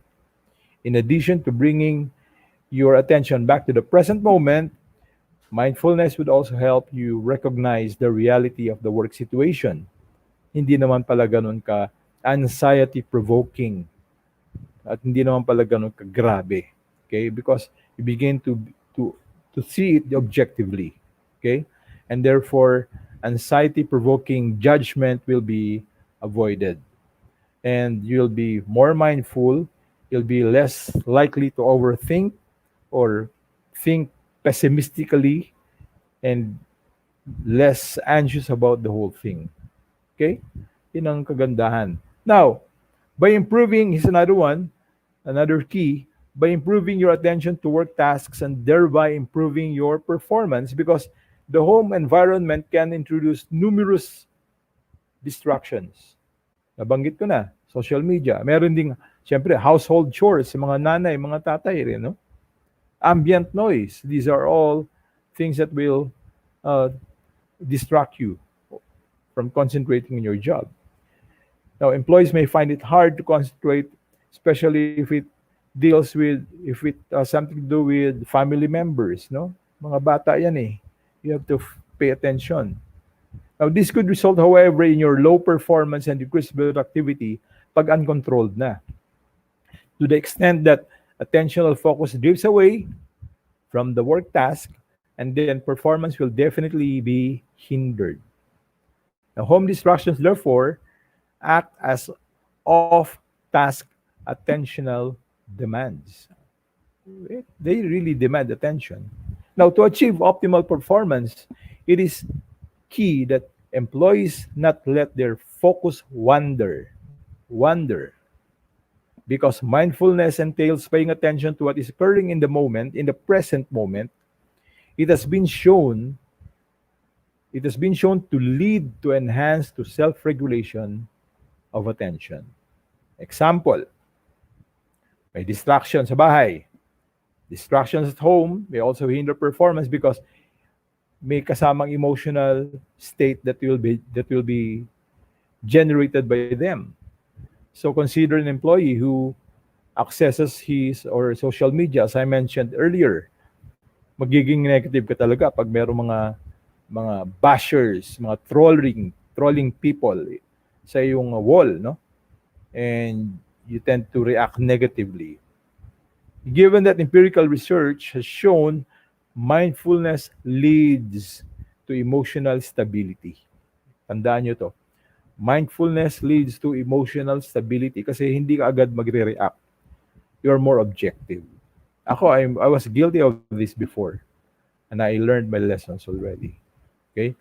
As well as you have the tendency to get agitated when you always look at your social media status or whatever. happening there, no? Na hindi mo nagustuhan. Mindfulness could also play a role in improving task performance by staying calm, remember the breathing, and have mental clarity. Pag mental clarity, because objectivity ang umiral, hindi ka magre-react. So when you recognize that you are distracted by non-job related matters, you could also anchor. You could now anchor your attention on breathing exercise and then transfer your sharpened focus back to the task at hand. Yun yung technique. After ng breathing, sharpened focus yan eh. Concentrated ka ng gusto sa yung breathing eh. You transfer that attention to the task at hand. I tell you, very sharp yung mind mo, very focused ka sa yung ginagawa, at napakahusay ng output. That's the beauty of this exercise. Okay? So the third key, okay? By allowing employees to better manage and recover from Zoom or screen fatigue. Because most meetings right now are online, many workers suffered from Zoom fatigue. What is that? I mentioned already. It's a phenomenon of drain caused by too much video conferencing or on-screen transaction, collaboration, communication. Okay? To better manage Zoom and screen fatigue, ang advice ko is it is vital that one take action to prevent it from affecting your efficiency. Therefore, it is critical that employees modify their behavior permanently. Oh, sorry, their behavior preemptively. That's a better term. With the goal of avoiding too much screen exposure. Okay? If this cannot be avoided, kasi kailangan talaga, they must be able to recognize bodily cues and feelings of fatigue. Kaya change your posture, sabi ko kanina. Baka ikaw ay nangangawit na. Or have a frequent break. Kahit mga 3 minutes lang. Punta ka muna sa CR. Okay? Or take a minute to walk. Walk your dog. Kung papayagan kayo ng inyong kumpanya, before you start another meeting, have a 3-minute to 5-minute break just to breathe some air sa labas. Okay? And walk your dog or walk alone and feel the nature. Okay? Mag-mindfulness meditation ka sa labas. Notice the beauty of the nature outside. Okay? The chirping birds, the plants, the trees, the air. Okay? Kapag maaraw, the sunny blue sky. Okay? Appreciate nature. Okay? With that, marirelax ka. Okay? A certain degree of attention is necessary for effective self-regulation to occur. Yan ang tandaan natin. Individuals must be in touch with their inner states. Ano ba ang nangyayari sa loob ko? And inner behaviors and outer behaviors as well in order to pursue self-endorsed goals. Now, changing one's automatic behavior of sitting for hours in front of a computer is not a trivial task. Okay? So for that to happen, one needs to be highly aware of their bodily sensations and bodily cues, and are usually it's indicated by strain or nga pangangawit. Okay? Some people, sobrang absorbed sa trabaho, hindi na napapansin pati yung pangangawit na yan. Okay? O baka ginugutom ka na. Kaya ka pala madalas masakit ang ulo.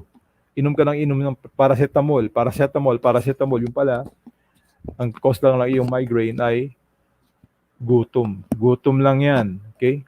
Mindfulness facilitates personal awareness of physical being and emotions, and this makes individuals better equipped to regulate themselves. Yun.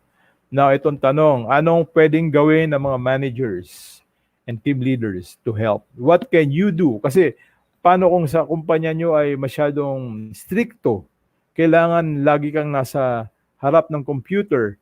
O paano ka ngayon magkakaroon ng time to relax? Kahit malang 3 minutes. Well, You are HR practitioners, you are HR managers, you are HR supervisors. We can propose this. Kung nagmamalasakit tayo sa ating mga tao, sa inyo po dapat manggaling ito. Kasi proven na scientifically na nagkukos ito ng low productivity and demotivation. Itong sobrang online presence at itong ating work from home.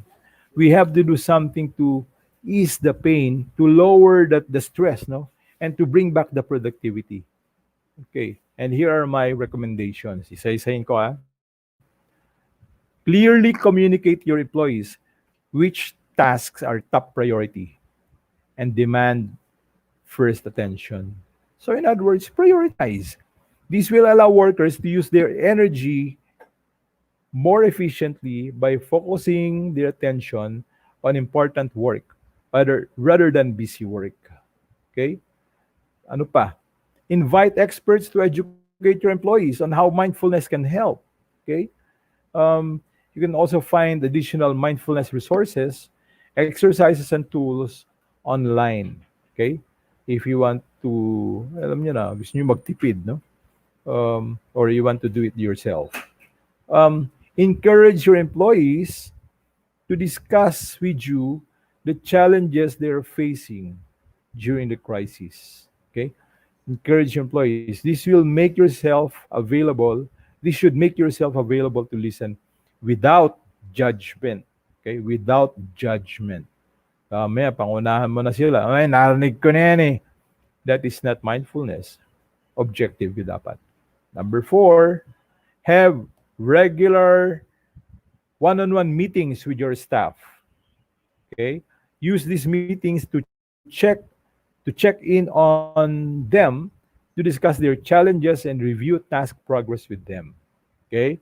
Number 5, as much as possible, okay, avoid sending emails. Ito, sakit nating lahat. Avoid sending emails outside of regular work hours. Please, please, please. Let's respect their time also for their family. Otherwise, your employees may feel compelled to respond right away kasi boss ka eh, regardless of whether they are on the clock. Okay? And that will make their family suffer from that bad habit. Ito sasabihin mo sa business mo, sa anak mo, kailangan to, si boss to eh. O, ikaw pala. Kayo pala may kasalanan eh. Okay? Come on. If you want to help your employees, you discipline yourself first. Okay? Their productivity is already suffering kasi you're sending emails outside work hours and their tendency is to respond kasi nakakatakot ka or nakakahiya sa'yo or whatever. Okay? So please. And number 6, let your staff know that getting professional help is an option. Lalo na pag masyado ng fatigue yung tao, stressed out, may problema na sa mental health, huwag silang mahihiya na magtanong. Okay? Provide organizational support such as counseling. If you are a licensed counselor, you do it yourself. If you need expert or professional help, marami po mga available professionals who can do that. No? Okay? And dalawa na lang. Start team meetings by encouraging team members to do a quick mindful check-in with themselves. O bago kayo pumasok sa Zoom natin or sa anumang platform yan, make sure na kapag mindful check-in na kayo, ha? Kasi hindi natin gagawin yan. But some leaders, they facilitate the mindful check-in. And I was with one client, I was their consultant. Regularly, we're doing this mindfulness meditation. And before every meeting, I encourage them to do the mindful check-in para yung mga problema nila sa previous task, tapos mo na yun, iwan mo na sa labas yan, focus tayo sa agenda today, agenda in this meeting. Okay? Kasi pag pinaghalo-halong kalamay mo yun, nako, stressful. And lastly, ito na yung last ko. To avoid Zoom fatigue, make sure that speaking over the phone is also an option. Okay? 3-minute break or frequent short breaks plus telephone na lang kaya sa Zoom pa rin ang gamitin ninyo dahil yan ay nakakadagdag lang sa inyong fatigue. All right? So, that's the entire thing. But before I finish, I want to invite everyone to take note of this. No, you might want to be the next. You might want to be our next scholar. Simply answer this question: what are the three mindful techniques that I discussed in this presentation? What are the three mindful techniques that I discussed in this presentation? Write your answer to the link that I'm going to show in the HR Cafe thread later. Okay, and this is open to all viewers and viewers of replays, no? Viewers of replay of this episode. These are the courses that you can enroll to, or you might win, no? Yung HR Essentials Masterclass, Comprehensive Learning and Development Masterclass, Organization Development Essentials Masterclass, and HR Supervision and Transformational Leadership. Okay, so much with that. At makita nyo naman yung advertisement namin every day sa Philippines HR Group Facebook group. Okay, so I'm now open to listen to your questions, ladies and gentlemen. Thank you so much. All right. Sir Alan, maybe we can open it to the last slide so that everyone can know how to contact you. That one, yeah. Yan. Ito ba? And Itong then make it in a up this one. Okay, yung link the last kasi, one. the last one. This one. The second to the last, the 48th slide. Yan. So Yan. people can see and make it like yan. So people can see while they're asking questions, what are the offerings that you have regarding this. So for our viewers, if you have any questions, please feel free to leave it in our chat box so we can ask Sir Alan. I think, let me just jumpstart. Sir Alan, hindi po ba yung mga advices mo sa mindfulness is not just for work from home, but also for those who are physically reporting to the office? Yes, if they are working in the office and definitely they'll be encountering all of those challenges of stressful meeting with an unreasonable colleague or boss. You're nervous about your presentation that will happen a few hours from now, or you are having some experiencing some fatigue already for yung sunod-sunod na meeting. Before Mm. engaging to any all of this, you might want to do any of those three techniques just for a 5-minute body scan or breathing exercise or yung mindful check-in. Ang laking tulong nito. It will give you calming effect in your body, in your mind, mental clarity, and you're ready to focus and concentrate on the task at hand. Ang usual problema kasi, lalo na for work from home, right? The common thing is children. Bata. Children. Lalo na if they're not teenagers, diba? Like children who are Yes. newborn, toddlers, children who are 8 and below, who Yes. fortunately and unfortunately are also studying from home. Mm. Kasi, 'di ba, because of the pandemic outside, these children are at home also in doing Zoom as well. And Yes. usually sila po yung biggest distraction for any person who is working from home, 'di ba? Kasi Oo. alam mo na mga bata, KSP, gusto ng atensyon, gusto ng pagmamahal, gusto ng halik, ng Mm. hugs. How does a person balance that? Kasi lalo na if you're a mother, your children would want your attention and your care. And you can't naman tell them naman just to stay outside the door. How would you be Yes. able to balance your mindfulness if there are Okay. many little minds out there? Ganito yan eh. Acceptance of reality. You can only handle so much, right? Now, some people will try to do things, so many things at once in their limited capacity. And if they are unable to do that, they feel frustrated and Mm. they feel stressed. And Mm. sometimes they put the blame on their children na mga kulit, or blame Mm. their spouses for not helping them, or blame Correct. their Yeah. bosses for making a lot of unreasonable demands. Ang may tutulong ng mindfulness dyan is when you do that, practice any of those three, you will begin to feel calmer, and you'll Mm. begin to see the light, ika nga, when your mind gets clear on what are the tasks at hand and what are your priorities. You will immediately feel na there are many things that I cannot accomplish now, but they can be accomplished later. You'll be approaching Mm. life calmer and with mental clarity, without being too emotional about it, which will only worsen the situation. Yun ang magandang value ng mindfulness, because if hindi naman mababago, yan pa rin naman talaga ang demand, no, yung time demand mo, but you are now going to approach life without being emotional about them. Hindi ka madaling ma-agitate, hindi ka madaling magalit. And remember, when we are calm and peaceful, mas klaro ang pag-iisip natin, because our mind is not bombarded by the cortisol hormone, that is known as a stress hormone, Mm. that can only aggravate the situation. Siguro, kung Mm. meron ka niyan, happy hormones, nakakatulong yan eh. Mas lalo ka Mm. naging productive. Mm. Yun.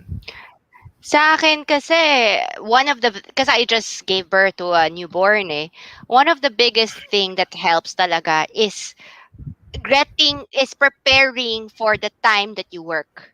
Meaning to say, like, a lot of us tend to not plan or strategize our work from home.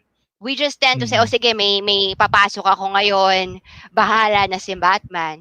But for me, kasi you have to really strategize and be Yes. realistic on whether you can balance family life and work. Kasi we know how Yes. children are, right?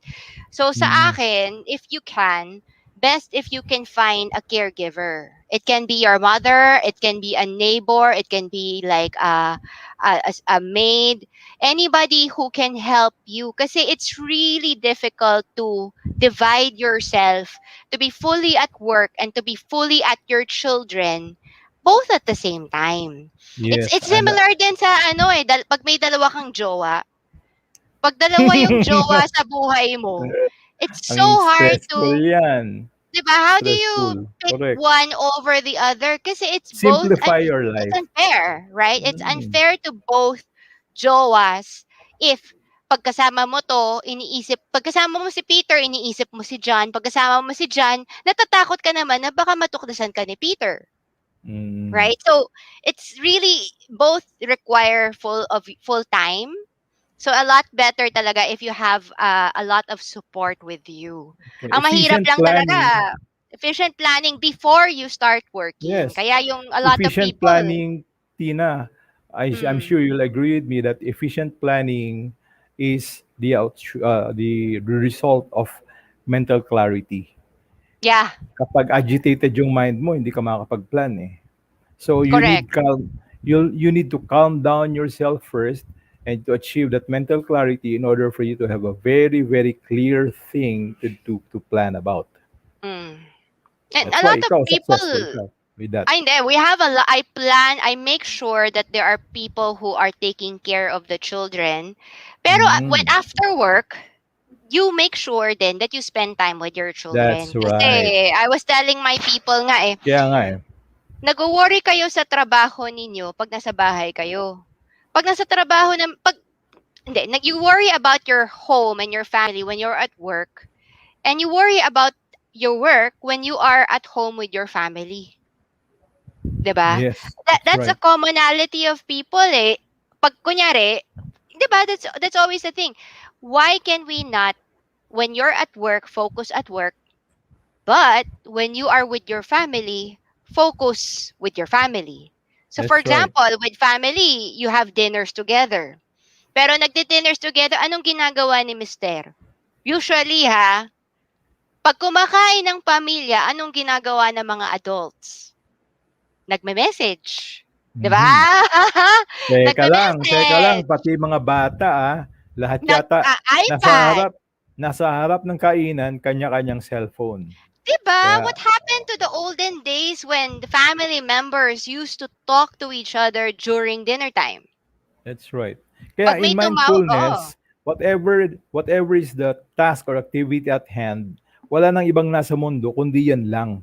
Kaya Mm, tabi mo na lahat ng cellphone, mag-usap kayo, namnamin niyo yung pagkain, okay, enjoy the taste of the food, enjoy the company of the members of the family because that's supposed to be your quality time. Yan yung mm. mindfulness. Focus on the here and now, hindi yung worrying of your report tomorrow or feeling bad about what happened kanina sa work. Wala, tapos na yun eh. You achieve first the psychological detachment and focus on the here and now. That's I think mindfulness. it's all about habit as well, right? Kasi Yes. before, we don't have these habits eh. For those who are older like us, na-experience pa natin yung walang computer, walang gadget, walang cell phones on our daily lives, eh, right? So if somebody called us during dinner, the usual response is always, we'll call them back later on. Dinner time is Mm. family time. Eh ngayon hindi na eh. Ang dami na talagang distractions. We watch TV when we have dinner. Everyone's on their gadgets when we have dinner. Sayang din naman. And ito pa, pagdating naman sa pagtatrabaho, yung pamilya naman natin ang tumatawag sa atin. Parang hindi natin mabalance Mm. yung dalawa, right? Mm. Okay. Okay. So, Maria Lolita is asking, Pablo Cadag is asking, what are the other ways to check if the what are employees the are ways? doing these techniques or not, other than sending chat messages or reminders? Or Yung just mindfulness. sleeping, no? Mm, Kasi sabi mo, before you log in, make sure na kayo ay mindfulness na, yung pala natulog lang. Well, eto yun. Wala tayong way to check that because they're working from home, right? mm, But you will notice that only when they are already in the meeting or in whatever activity that you're in, kasama sila, if they are able to focus and become productive during the activity or meeting. Kapag distracted mo ang wala sa focus mo ang wala sa wisyo, ay indicator na yon. Wala tayong way to check that. But we can only see the current behavior, focus on the present behavior that will give you a hint. If ever you can notice, you will notice na mukhang hindi nagpo-focus, nakayuko. Kasi nasa meeting nga, mukhang naglalaro naman ng kung ano mang online game yan. Then that can be your opportunity to remind the person. mm. Maria. I think for HRs, we should set policies then on how we want our meetings to be. Kasi a lot Mm-mm. of HRs, they don't have rules eh. I've noticed that most of the successful webinars or Zoom meetings are usually those wherein the person who arranges or coordinates sets the rules earlier on before the meeting starts. And the common Mm-mm. rules usually are open your video during the session, for example. That's right. Or parang make sure that your phones are turned off during the session. I mean, if it's a live thing, 'di ba? So Mm-mm. usually you are already reminding your employees what are the things that is important for you and what they should be mindful about. It's the same with kids, 'di ba? Before they go to school, the teachers always say, "Okay, no phones, no iPads around you. Just be focused on the class itself." That's The right. reminders help them to be more mindful. And I think the Mm. second one might be to call people out if they look distracted. Yes, yes, that's true. 'Di ba? Kasi Um, minsan di natin may pinapansin eh. meron lang lusot ang mga ibang empleyado diyan, ano, ibang participant. For example, may seminar, mga webinars, may lusot yung iba diyan. Sir, Mm, hindi po available yung camera ko. I can only use my audio. O yun, lusot mm, siya ron, no? So, still, you can check on their readiness if they are participating well. Kahit na mm, audio lang ang gamit nila. mm. Yun. And I think that you usually, 'di ba? We HR should not be afraid to talk or call it out. Kasi we always think na pag kunyari we're calling out people, baka nakakahiya. Na parang sinasabi natin na hindi sila nakikinig. But there's always a way to talk to a person and say, sabihin niya, nakikinig naman ako eh. Oo nga, nakikinig ka. But I'm just reminding you that, it's good for you to stay focused as well.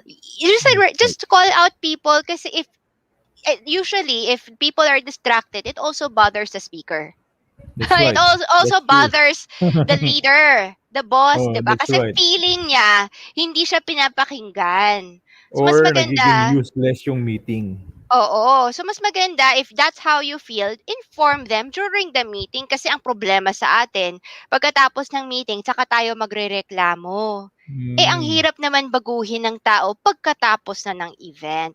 that's So, right. somebody's commenting, that's why it's important to have a mindful check. Presence of mind po, kung nasaan ka, dapat andun din ang isip mo. That's 'Di right. ba? I think Mm-mm. that's a commonality right now. Especially for example, if you want to get something, you really have to be conscious and mindful in order to achieve that goal. A lot of us kasi tend to wing it, don't you think, Sir Alan? Yes. So, Right. talagang importante 'yon. Now, meron akong tanong sa mga viewers, no? So, what do you do when your employees are demonstrating behaviors that they are not really interested in the agenda of your meeting, for example, Mm, and what do you do to keep them engaged? Okay? Kasi siyempre yung kanilang concentration will suffer if they are not interested. Are you mm, using the position power, but whether they like it or not, they have to listen and participate, or are you using any other motivational means, if I may mm. ask? Gusto ko malaman yung mga sagot nila. Sa'yo, ma'am, ano opinion mo ron? If the people are not listening well to the meeting, maybe the group meeting might not be that necessary in the first place. Or 'Di ba? is it an indicator that they're already experiencing fatigue? Diba? Yung I sabi nga, sunod-sunod na yung meeting, tas panghuli, nagkataon ikaw yung supervisor ng panghuling meeting, ito yung mukha niya, na baka mukhang lupaypay na. So what do you do? Eh, sa talagang akin bago na to. Sa akin kasi, even for managers, managers should also exercise mindfulness in planning and setting up meetings. Kasi Mhm. a lot of us, o sige, meron tayong agenda. Ang gagawin natin, set up meetings, right? And then we ask Mhm. everybody to meet and then we talk about it. O, anong tingin mo? Anong tingin mo? Anong tingin mo? Mhm. Like Yan. there's a lot of wasted I-engage them. time asking Oo. people what they think, right? And then Okay. magte-take down notes ka, magme-minutes ka. Later on naman, yung gagawin yung desisyon, hindi naman sumusunod doon sa mga tingin ng Mm. tao, which is very Mm. frustrating because they feel na Mm. you're asking for their opinion and yet you are not listening or following what they are instructing. Mm. That's why, as much as possible, if you're a manager, I usually suggest that a manager it's better if you have an agenda, best to talk to people individually if you can, because it Mm. might save a lot of people's time as a group, Mm. right? So basically, like if you want to ask for people's opinion, if you can, talk to the person one-on-one. Tawagan mo yung tao na yan on Messenger or on Zoom. Just talk to that person, ask them the question, get what they want, then move on to the next. Kaya, yung tao na yon, hindi mo kailangan sayangan yung isang oras ng tao kasi kakausapin mo lang siya ng 5 to 10 minutes. So for every individual in that meeting, you talk to them individually for 5 to 10 minutes, which is a total of an hour, but everybody is not bothered for the entire hour we're in. Lahat sila naka-video, nakikinig, pero actually hindi naman sila kailangan sa 50 minutes na yun eh. Correct. 'Di ba? So a lot better if, for example, if a manager, if you have some agenda, if you want to achieve something, talk to the person who is relevant to the project. If you need to talk to Yun. people as a group, talk to everybody Yun. individually. That's After right. that, pag meron ka ng result, Then set up the meeting and then announce. Yun. Nakausap ko na kayo lahat. 'Di ba? I've talked to every Oo, one of kaya you. This is the problem we have. Sabi ni ganito, ganyan. Sabi nito, ganyan. Summarize mo na lang lahat.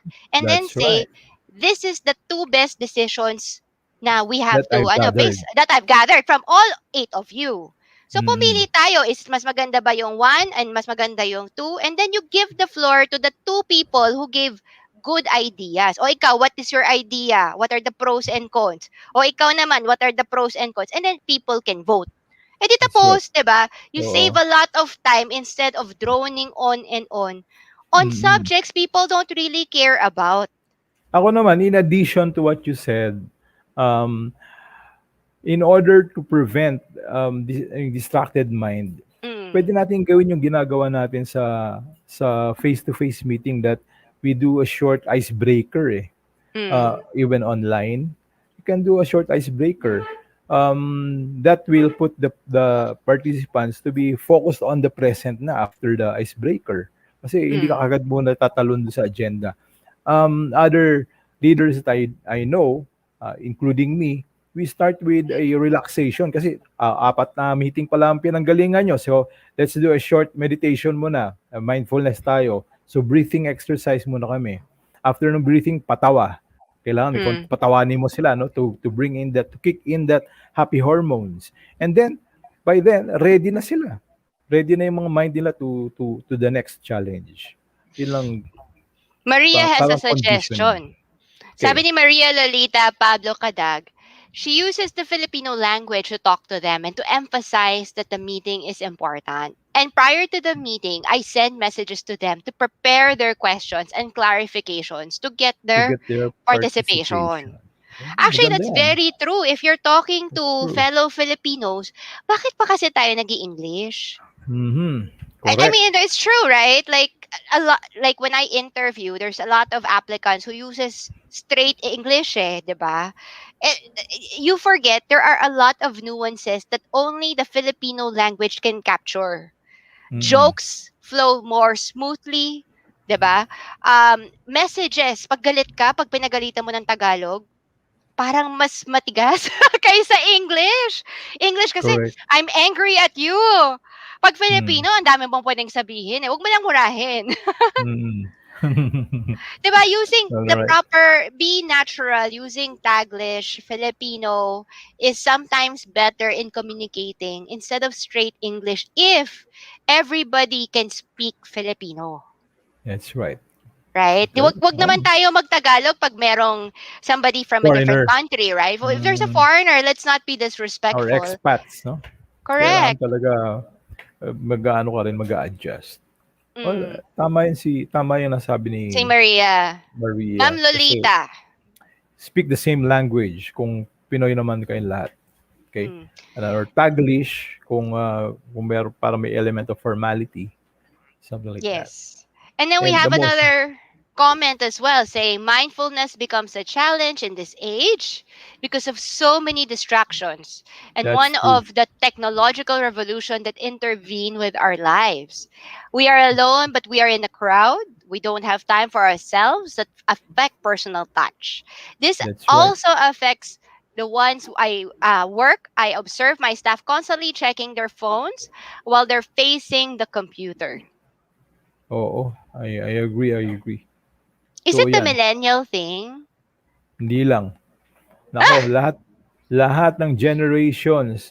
I know hexagenarians who are also addicted with addicted na with Facebook. Okay? Kulang na lang mag-TikTok. Ay, meron na pala mga nagti-TikTok na ngayon ng mga 60s, no? Mm, And they're also hooked with social media. that's Kaya correct. that becomes a distraction. Okay lang naman sana kung productive use. It becomes a distraction to their relationship, to their priorities. Yun na, nasisira. Lalo na if they are reacting too harshly on negative comments about them, about their posts, na makakuha pa sila ng away. Yun ang problema dyan. Okay? We have to ask also ourselves, bakit pa kasi tayo nagagalit pag nakikriticize din tayo sa social media? It's very natural. It happens, right? Mm, Pero hindi mo naman kilala yun eh. You've never seen that person live. You haven't really interacted with that person, right? All you know is a Mm. profile. Bakit tayo maaasar? At sino Or yung to asar? avoid Siya yung talo. yun talo. And to prevent that siguro, piliin mo kasi yung mga kaibigan mo. Tanggap ka ng tanggap na friends.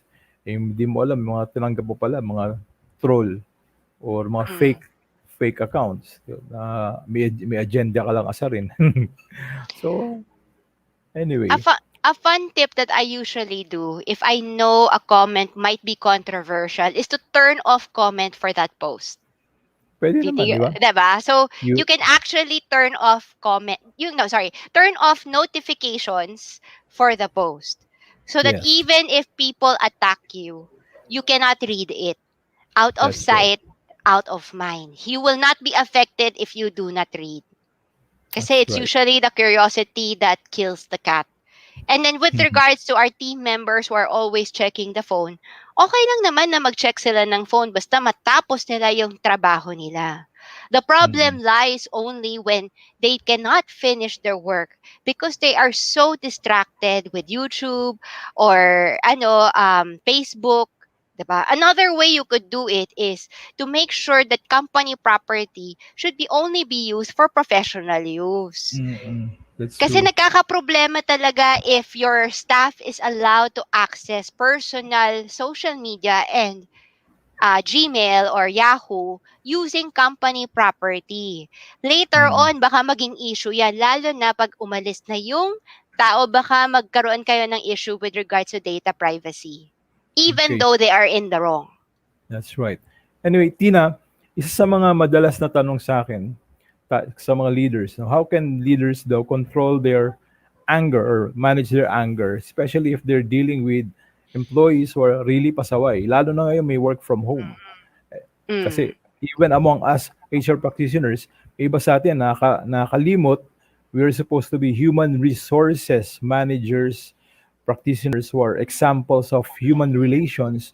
May marami akong narinig among my clients na yung boss daw nila na HR manager nila is siya pa yung nangunguna sa pagsasalita ng mga bad words, Ay, bad nako. example, etc. Mm. At nagiging Mm. unbecoming. So, Mm. anong tulong ng mindfulness? If Mm. you are guilty of this, ladies and gentlemen, paalala ko lang, tayo po ay supposedly the example in the organization kasi tayo human resources management managers and practitioners. Mindfulness can help a lot by controlling or managing your anger, your emotion. Pag alam mong kumukulo na yung dugo mo, umiinit na yung ulo mo, practice mindfulness. Focus on your inner world. Ask yourself, why am I feeling this? What is happening to me, etc., etc. And when your mind shifts from focusing on your emotion to focusing on the reason, you begin to become rational, you begin to become more objective and start breathing. Yung breathing na tinuro ko, you'll become calmer and later on you will realize and decide na I should be more peaceful and I should be more objective and I should be more uh, calmer in this Mm. challenging situation.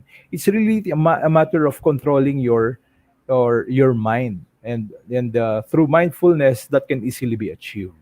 Yun po yung Mm. aking sinasabi palagi sa mga kaibigan Ang na may HR manager. kasabihan right, na sinong pikon siya yung talo.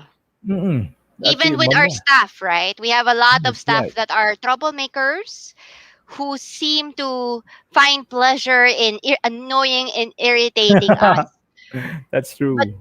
the thing is, hindi naman sila magpipikon if ikaw hindi ka pikon. Pero ikaw ang Okay? talo ron kasi once you become pikon, your Mm. image, your reputation is affected. It gets damaged and that's forever. 'Di ba? Mm. Ang hirap bawiin nun pag nasira na, pagsalita ka ng masama. Wala na. Wala namang pag nasabi mo isang bagay, hindi mo na may higo pabalik sa bibig mo yan. Nakarating na sa Mm. tenga nila and you have already said that bad word. Your reputation is already damaged. Kaya we can be very, very careful by using mindfulness that can be effective in controlling our anger, managing our anger. Hindi nga mauwi sa anger yun eh. agitation lang. Tapos mamaya Mm. makokontrol mo na siya. Something like Sa that. akin nga, ang sinasabi na, don't get mad, get even. If you are angry at somebody, you don't react. Okay? You Hindi, strategize. ako Kasi, naman meron diyan. Don't get mad, don't get even, get better. ayan! Get Hindi, better. ano talaga, strategize and You plan for these strategize. things. You can be better than what you're doing or reacting now, no, or showing now. Better than that. Better than yourself now. Pero in HR din naman, I mean, most problems are easily managed in terms of Mm-mm. feelings, right? Like, there, That's right. kahit na, kunyari, ninakawan ka, you losing your temper will not get you your money back.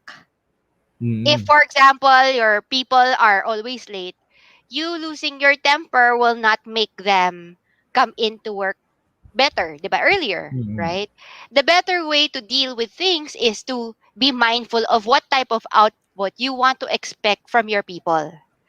So if you want, Mindfulness. yeah, if you want them to be on time, you wag mo silang pagalitan. You talk to them in such a way that they will understand the importance of being on time.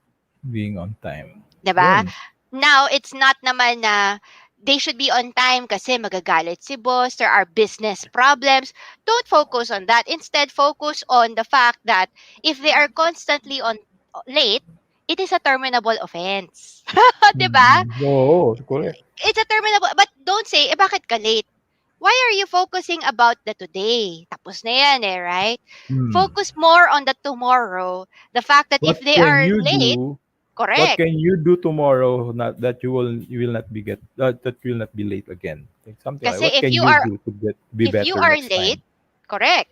Because if you are late four times in a cutoff, if you're late four times, but if it becomes gross and habitual, you can actually terminate a regular employee even if 10 years na siya sa'yo, 25 years na sa'yo, pero lagi siyang late, you can actually terminate that person. Kaya it's That's better right. just to be on time para wala nang, kasi no matter how good of a performer you are, but if you are late, pwede ka pa rin i-terminate kasi gross and habitual neglect of duty siya. So long as it Correct. is documented.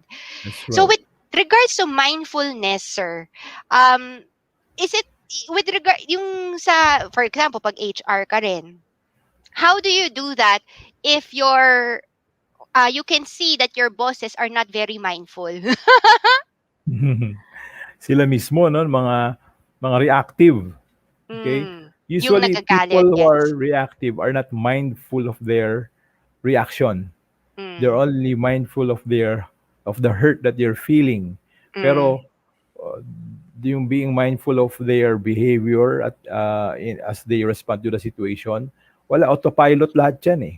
Okay, how mm, will you react? How will you respond using mindfulness in a in your situation when you're in a situation with a boss, an unreasonable boss, who are unmindful of their yes. behavior?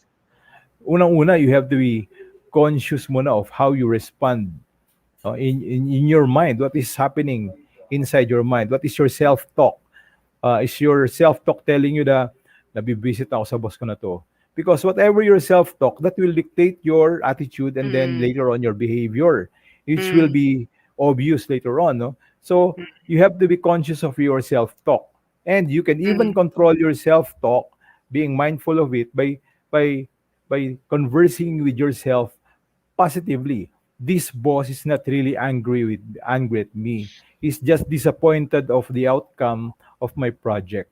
And his concern is not really against me or attack me, but just to express his concern for me to do it better next time. That should be your self-talk na.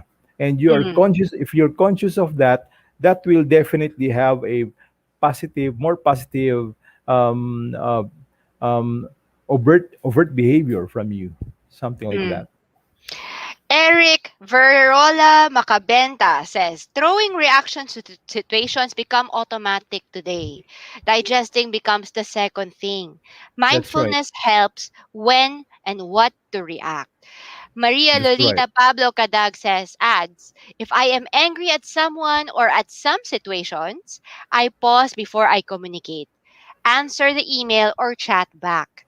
I walk Galing. away from my working area and calm myself to be That's good. reasonable and to be objective about the issue. That's right. That is what you call as mindful check-in, no? So medyo may tatanungin mo muna yung sarili mo, ano bang reaction ko? Ano ba nangyari sa akin? Ba't ako nagagalit? Okay? Ba't ako tama ba ito? And then, ano bang mas maganda? Yan. So ito yung ginagawa ni Maria Lolita. That's part of mindful check-in. Okay? Actually, if everybody follows your advisor, Alan, we would be in a much better country right now. Kasi lalo na sa pandemic ngayon, maraming pikon. Oo, Hindi totoo. ba? Kung ano-anong sinasabi. Mm-mm. Nakalimutan na recorded pala tsaka live yung mga conversations. Mm-mm. Tuloy yung mga issue natin nagiging malabo-labo dahil kung saan-saan napupunta yung conversation. Hindi Mm-mm. ba? Mm-mm. Sir, we have reached our the end of our session. Do you have any Yes. last words for all of our viewers?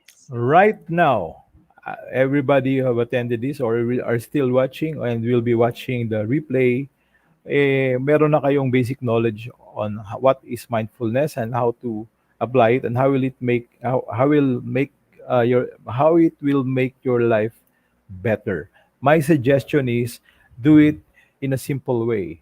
Mindfulness can even start at what you're doing right now: mindful listening, mindful sitting, then later on, mindful eating, mindful walking. Lahat, when you're doing a mindful way, it becomes a way of life. Being in the here and now, being present at the moment, feeling and enjoying the nowness of the present will make our lives better rather than overreacting to a situation that is not yet happening, worrying of the future, overthinking, or feeling guilty of the past and feeling remorse of the past. Lahat yun wala sa present eh. Just stick to the now and everything will run smoothly. Okay, All yun lang po right. ang aking panghuli. We have Derek Faustino who said, nice topic, sir. Thank you for taking this up. Kudos to all. We also have Eric Verola Macabenta who says, thanks for the fruitful sharing. And for me, to close this session, one thing to remember talaga is number one, to be present in our current situation. Okay? Kasi our Right. biggest problem is when we are the right now, we always worry about the past. Ay, sayang, sana ginawa ko to. Or we always worry about the future. Ay, bukas gagawin ko to. Why do we spend a lot of time worrying about things we cannot change and things that are not yet here, right? Right. Because worrying about the past and the future makes us waste a lot of time in the now, in the That's right. present, right? So I think Enjoy the now. what Sir Alan you've shared with us, mindfulness is actually a superpower. That's right. Mindfulness is a superpower. Why? In the Nakita sense, naman natin na everybody now, especially with the advent of technology, gadgets, most people we encounter are not mindful. That includes our kids, our bosses, our friends, our spouse, even ourselves, diba? We notice that we are less mindful nowadays because of the gadgets involved, right? hmm, Ang dami, when we travel, we listen to the radio. We're not mindful. When we work, we're thinking about something else, kung anong kakainin mo sa gabi. We're not mindful. Pag kunyari nagtututbrush ka tumatawid, sa hindi umaga, mindful. nag-iisip, di ba, every time when we Oo. do something, most of our lives, we are always be doing things mindlessly and routinary. Yan. Hence, if you are mindful, that is already your superpower because that makes you different from everybody else around you already. That's right. Most That's right. everybody else are not mindful. If you are, then you can focus more on the now. You will also worry less about the past. 'Di ba? Kung nakawala ka ng pera, you worrying about the pera na nawala sa'yo will not get you the money back. If you're worrying about the promotion, you it will not get you your promotion. Instead, working on the now, being on the now will help you in whatever you do, whether or not it is work from home or physically reporting in the office. Even in our family life, love life, friendships, everything, even learning, 'di ba? Webinar, being Yeah. mindful of the things around you, being present in the now is already our superpower. And if we can recognize that and use that every single day, nako, there's nothing that we cannot have, even work from home. Hindi ka na masistress. Bakit? Bakit ka masistress? Ano naman kinalaman yung stress mo? Mawawala ba Mm. yung problema mo pag na-stress ka? Pero if you do your job step by step, if you encounter your family step by step, then everything will be solved in due time. The Yes. important thing is to be less reactive and more present. So at least it's a lot better for your well-being as well. Hindi ka masyadong That's right. you feel out of control because you are not you feel na ang dami mong iniisip. Sa dami ng iniisip mo, obviously it will seem uncontrollable. But if you Mm-mm. take things one at a time, you will notice everything is easy to do and achieve. And through time and through mindful decisions, you can achieve it. Right? That's Sir right. Alan, welcome everybody to Creative. How do they contact you? They can contact me through Facebook. You can message me, or you can uh, email me at creativemoves@gmail.com. One word lang All yon, right. creativemoves@gmail.com. Mm. Okay? All So, right. So yung thank you mga gustong everyone. sumagot, mamaya ipapadala ko na lang yung link mamaya. So you can just check into this site again to see the link. All All right. right. So, So maraming thank you so salamat. much. Thank Okay. you so much Bye-bye. for See you another next weekly Sunday. HR Cafe. See you next week on Sunday. Bye, everyone. Bye-bye.